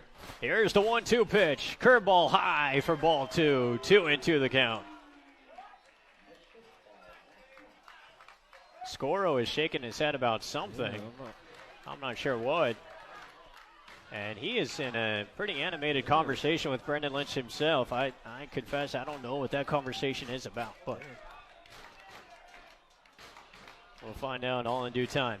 Meanwhile, a 2-2 pitch. Here it is. Swing and a ball spoiled foul by Scoro. Hang tough, Gabe. Yep, great job by Gabe. That's the same pitch Perry got rang up on there. Learning from the call on one of his teammates there, staying alive. It's a tough pitch to really do anything with, but you just fight it off and hope you get a better one next pitch. The tying run is at third base. The go-ahead run is at second. More insurance at first. 1 away here in the bottom of the 8th. And the 2-2 pitch, swing and a foul again to the screen. Scoro not going down without a fight. Yep.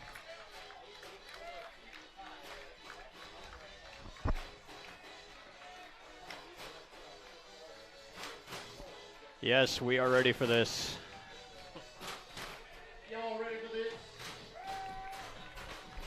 2 balls, 2 strikes, Armbruster and Scoro. Been timing up the fastball pretty well. The off-speed's got to be coming soon. And he grounds it to short. Over to second for 1. No relay. It's going to be late, and the game is tied at 12-12. Fielder's choice, but unable to make the clean turn was Kretchmer. Scoro beats it out. He got contact on a 2-strike count and has tied this ball game up at 12. Boy, You talk about clutch fielder's choices. Well, that's exactly what I was saying. I mean, good speed all around. I mean, Jensen did a good job sliding in hard to second, clean play, and Gabe speed out of the box, beat it out, and scored a run. Got himself an RBI out of it. And if you want a man to get a clutch base hit here with 2 outs in the 8th inning of a tie game, you got the man to do it. And you mentioned first and third plays earlier. Here we prime time to do it here. We'll kind of see how the count goes, how the at-bat plays out. They offer missing high to Manzardo. 1-0. On the other hand, you're not sure if you want to ever take the bat out of Kyle's hands here. But, you know, Max, he's a gambling man. Hey. He likes that Neapolitan ice cream. Oh, yeah. I'm thinking as long as Manzardo's in a hitting count, they'll want him to swing it. But if he gets down in the count, potentially from here maybe a 1-2 count, then they might implement something. Oh, big hack on the 1-0. Foul tip. 1 ball, 1 strike. That's a good point. 3 runs have scored in this inning. You knew it was going to happen. Oh, you just knew. Man. Can't get enough of this game, man. This has been amazing. 12-12. Lively at third. He represents the go-ahead run. The 1-1 pitch to Manzardo. Swung on and popped up behind home plate. That will get foul and out of play. Still 1-2.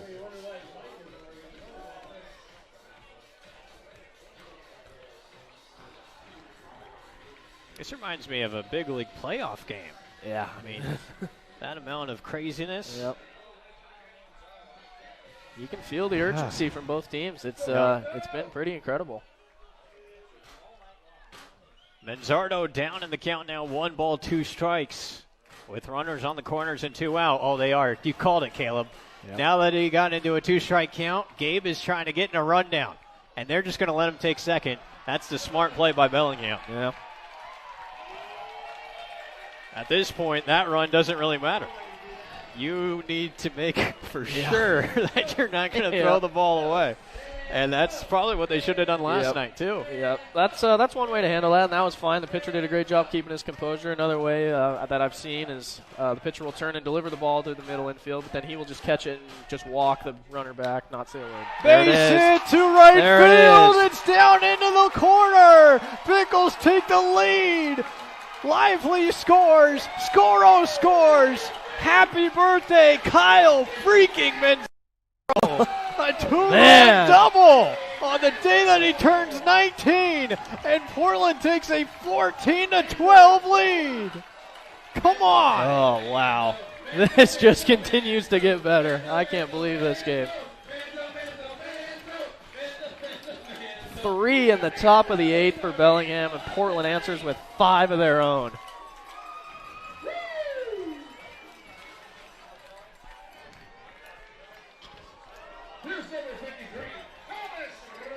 They just won't go away.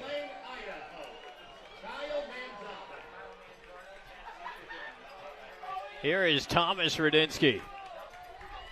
And the offer.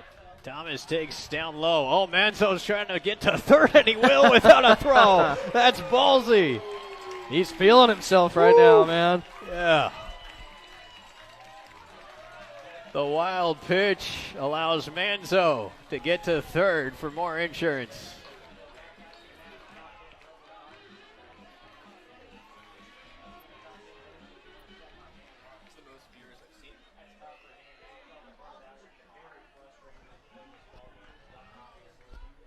Man. You know, I know I'm a Cardinal fan, so I always think of things in those terms, but Game 6 of the 2011 World Series was kind of like this. Really high scoring. Yep. Just bizarre stuff happening all over the place. Both teams refusing to give up, refusing to give in. Here's a 1-0 to Radinsky. Missing outside with the off speed. 2-0. All of a sudden, Will Armbruster is thinking, man, you've got to be kidding me. What has happened to this inning? And he's on 41 pitches. This will be his 42nd. And it's low for ball 3. 3-0. And for Will, I mean, he pitched a 1-2-3 7th. Yeah.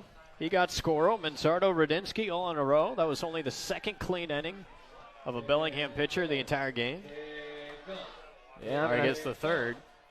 I think, we mentioned obviously both teams just fighting back, but I think there's just been a certain comfort level for the pitchers once they get a lead that, they kind of just take a step back. Well, Thomas Radinsky had the green light 3-0 there, and he fouled it away. He was very frustrated with himself, and he slaps the bat with his right hand. Yeah. I get the impression Thomas is a pretty fiery guy, Caleb. He is, absolutely. And Coach Maggs down there in the third base coaching box kind of gave him like a, hey, settle down. You're still way ahead in the count. You're right where you want to be. That's right. Here's a 3-1 offer now. Swung on and roped. Kretchmer a backhand. The long throw in time to get Radinsky. That's a solid play by Kretchmer as it took a hop off the mound. Kretchmer gets it. But 5 runs come to score in the bottom of the 8th inning. And this wild ball game will go to the top of the 9th. The Pickles lead it 14-12. Don't go anywhere. Hey, fans, we hope to see you.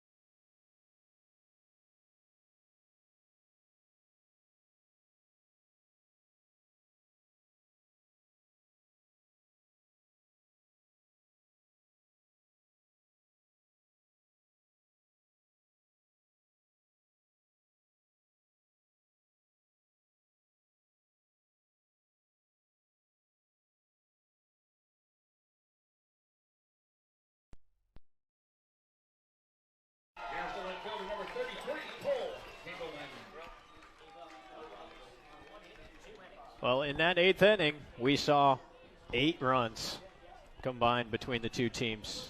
And now we go to the 9th. And it was a crazy game before that. Oh, man. All righty. Joey Morris is going to come on to close things out. He's wearing number 45. That's Connor Thurman's jersey. But Joey coming in to try to lock it up. 9-1 and 2 coming up for Bellingham. And there's ball 1 to Cole Hinkleman. And the 1-0. Low, ball 2, 2-0. Got to throw strikes, baby. Yeah, that's what it all starts with. I'm sure he's all amped up, especially coming in a big moment like this. Got to just kind of calm yourself down and dial back in. 14-12. Pickles lead by 2. The offer. Low, ball 3. That hit by Manzardo, that's big. I mean, the fact that you take the lead is one thing, but to lead by 2 in the 9th, that's massive compared to a 1-run lead. Especially in a game like this. A 1-run lead is really nothing so far in this game. Good job, Joey Morris, getting strike 1 over. 3 balls, 1 strike. Cole Hinkleman was the one who bunted into that chaotic double play back in the 7th. The 3-1, taken low for ball 4. Leadoff man aboard.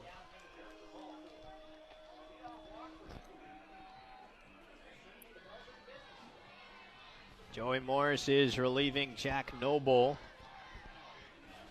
here in the top of the 9th inning, and Morris is the 1, 2, 3, 4, 5, 6th pitcher of the night for Portland. Talked to Justin Barkus before the game. He said, basically, it's all hands on deck, except you won't see Justin Kelly and you won't see Connor Thurman. Those 2 guys weren't available. Pinch runner for Bellingham. Looks like Jim Clem is making that move. think that's Will Simpson.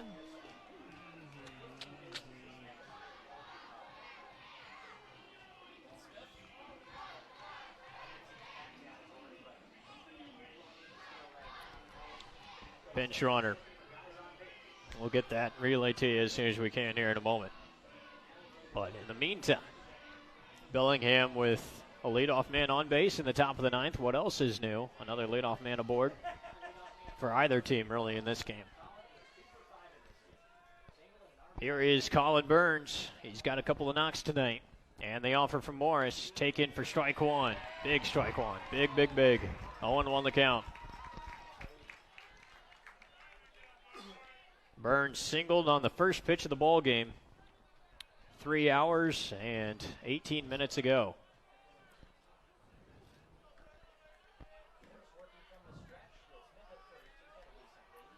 Here's the 0-1 to Amir. Outside, and it gets away from Perry to the screen. And taking second is the pinch runner.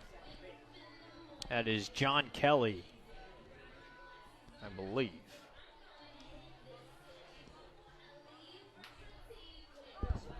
Will Smith? Ethan Smith. Ethan Smith. Okay. Ethan Smith is the base runner, the pinch runner.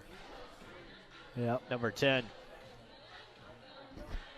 If you're Morris and the rest of the Pickle defenders here, the run that matters is at the plate right now. You do not got to worry about that guy on the bases whatsoever. Key in at the plate and focus on getting him out. 1 ball, 1 strike to Colin Burns. And Morris comes in. Hard ground ball to second. Oh, fielded by Lau. He throws to first in time for the out. That ball had some steam, but Lau was able to make the play. 1 away. Over to third goes Ethan Smith, the pinch runner. Same mindset applies here. Run at the plate is what's important. He'll take hard contact right at people all day. Yep. Let your defense do the work.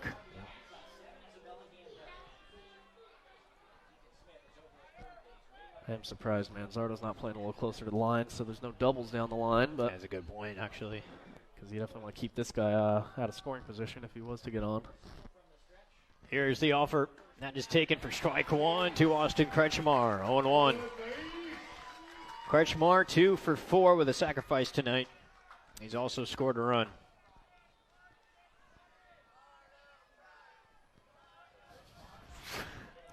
Have not got Lardo today, amongst all the weirdness. Is that right? Could be our first ever game without Lardo. Well, we need 2 of them. I know. That's We crazy. only got 2 more to work with. The 0-1 pitch. Swing and a miss. Strike 2. 0-2 the count to Kretchmer. Let's go strikeout to get Lardo and end this thing. We haven't seen a strikeout since the starter, Titus Grunweg, left the game.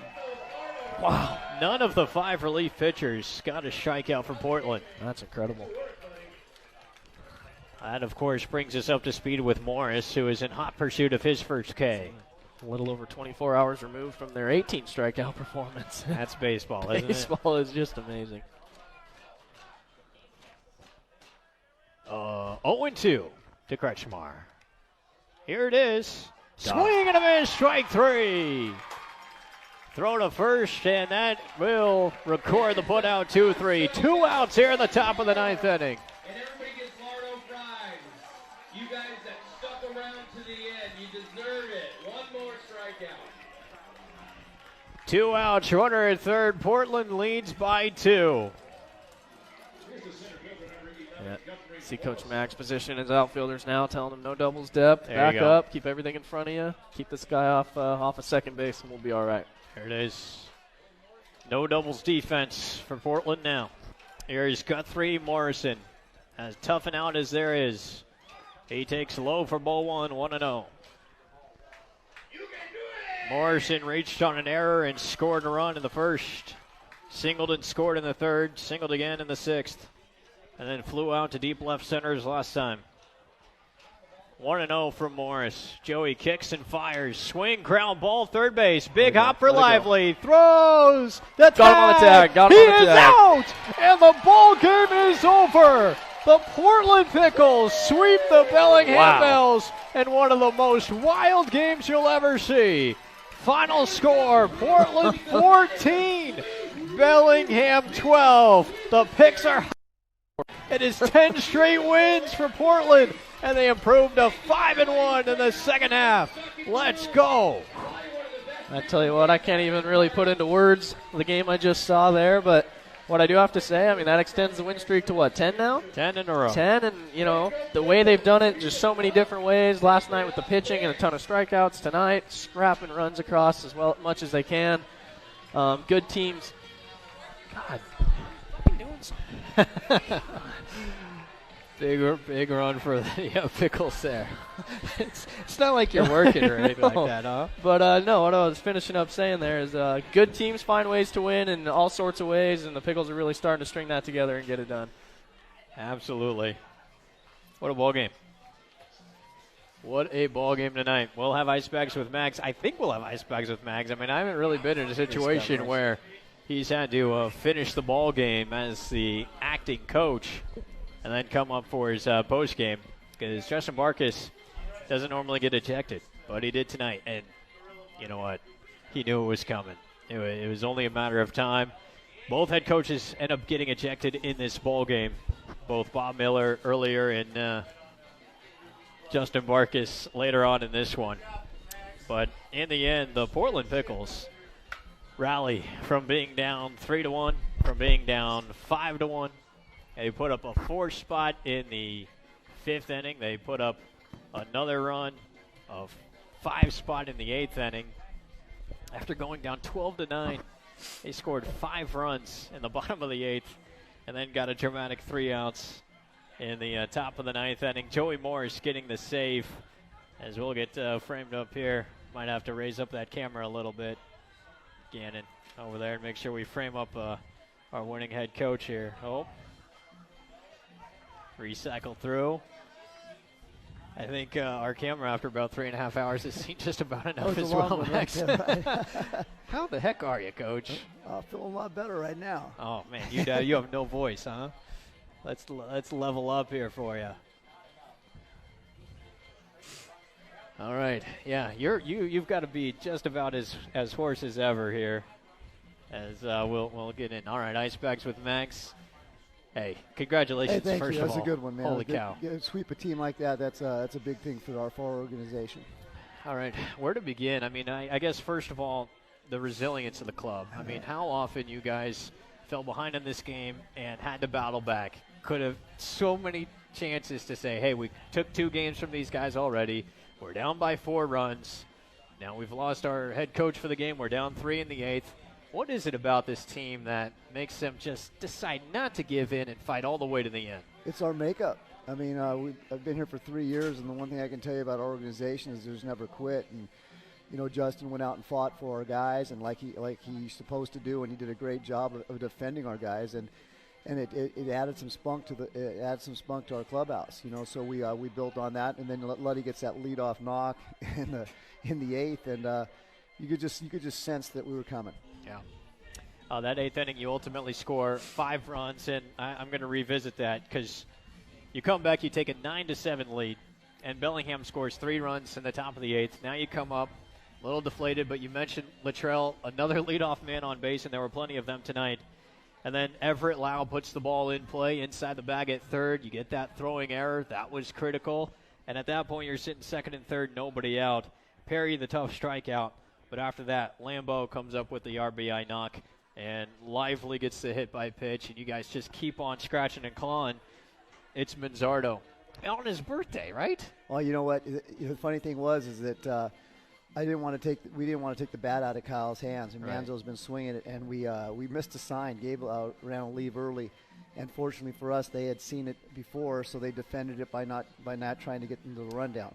So it worked out he perfectly. was not supposed to take off. No, it was a steal. It was a steal stop. We just figured Manzo would be swinging on the pitch, which eventually did, because the next pitch he did swing on. Right. So we just wanted people to move, and if it had been a ball 2, we would have stolen second base because they weren't throwing to second. I'd already read the coverage. Right. They were going to pump fake and come to third. Right. Wow. And they ultimately eat it and allow second and third. And Manzardo, I mean, just how big has he been? I talked to Coach Marcus before the game. He's so consistent. His plate discipline's exceptional, exemplified by the bases-loaded walk he had earlier in the game. And I think he's got the X factor, Coach. I think he's got that clutch gene. That was such a big knock. Yeah, he definitely is a clutch guy, and he's just a great competitor, and he's a quiet assassin. He doesn't say much, just goes about his business. But that pitch that he hit for the double to drive in the winning runs, that was a tough pitch to hit. That was about an 88, 89 mile-an-hour fastball that was up in the zone, and that's a tough pitch to barrel up without popping up.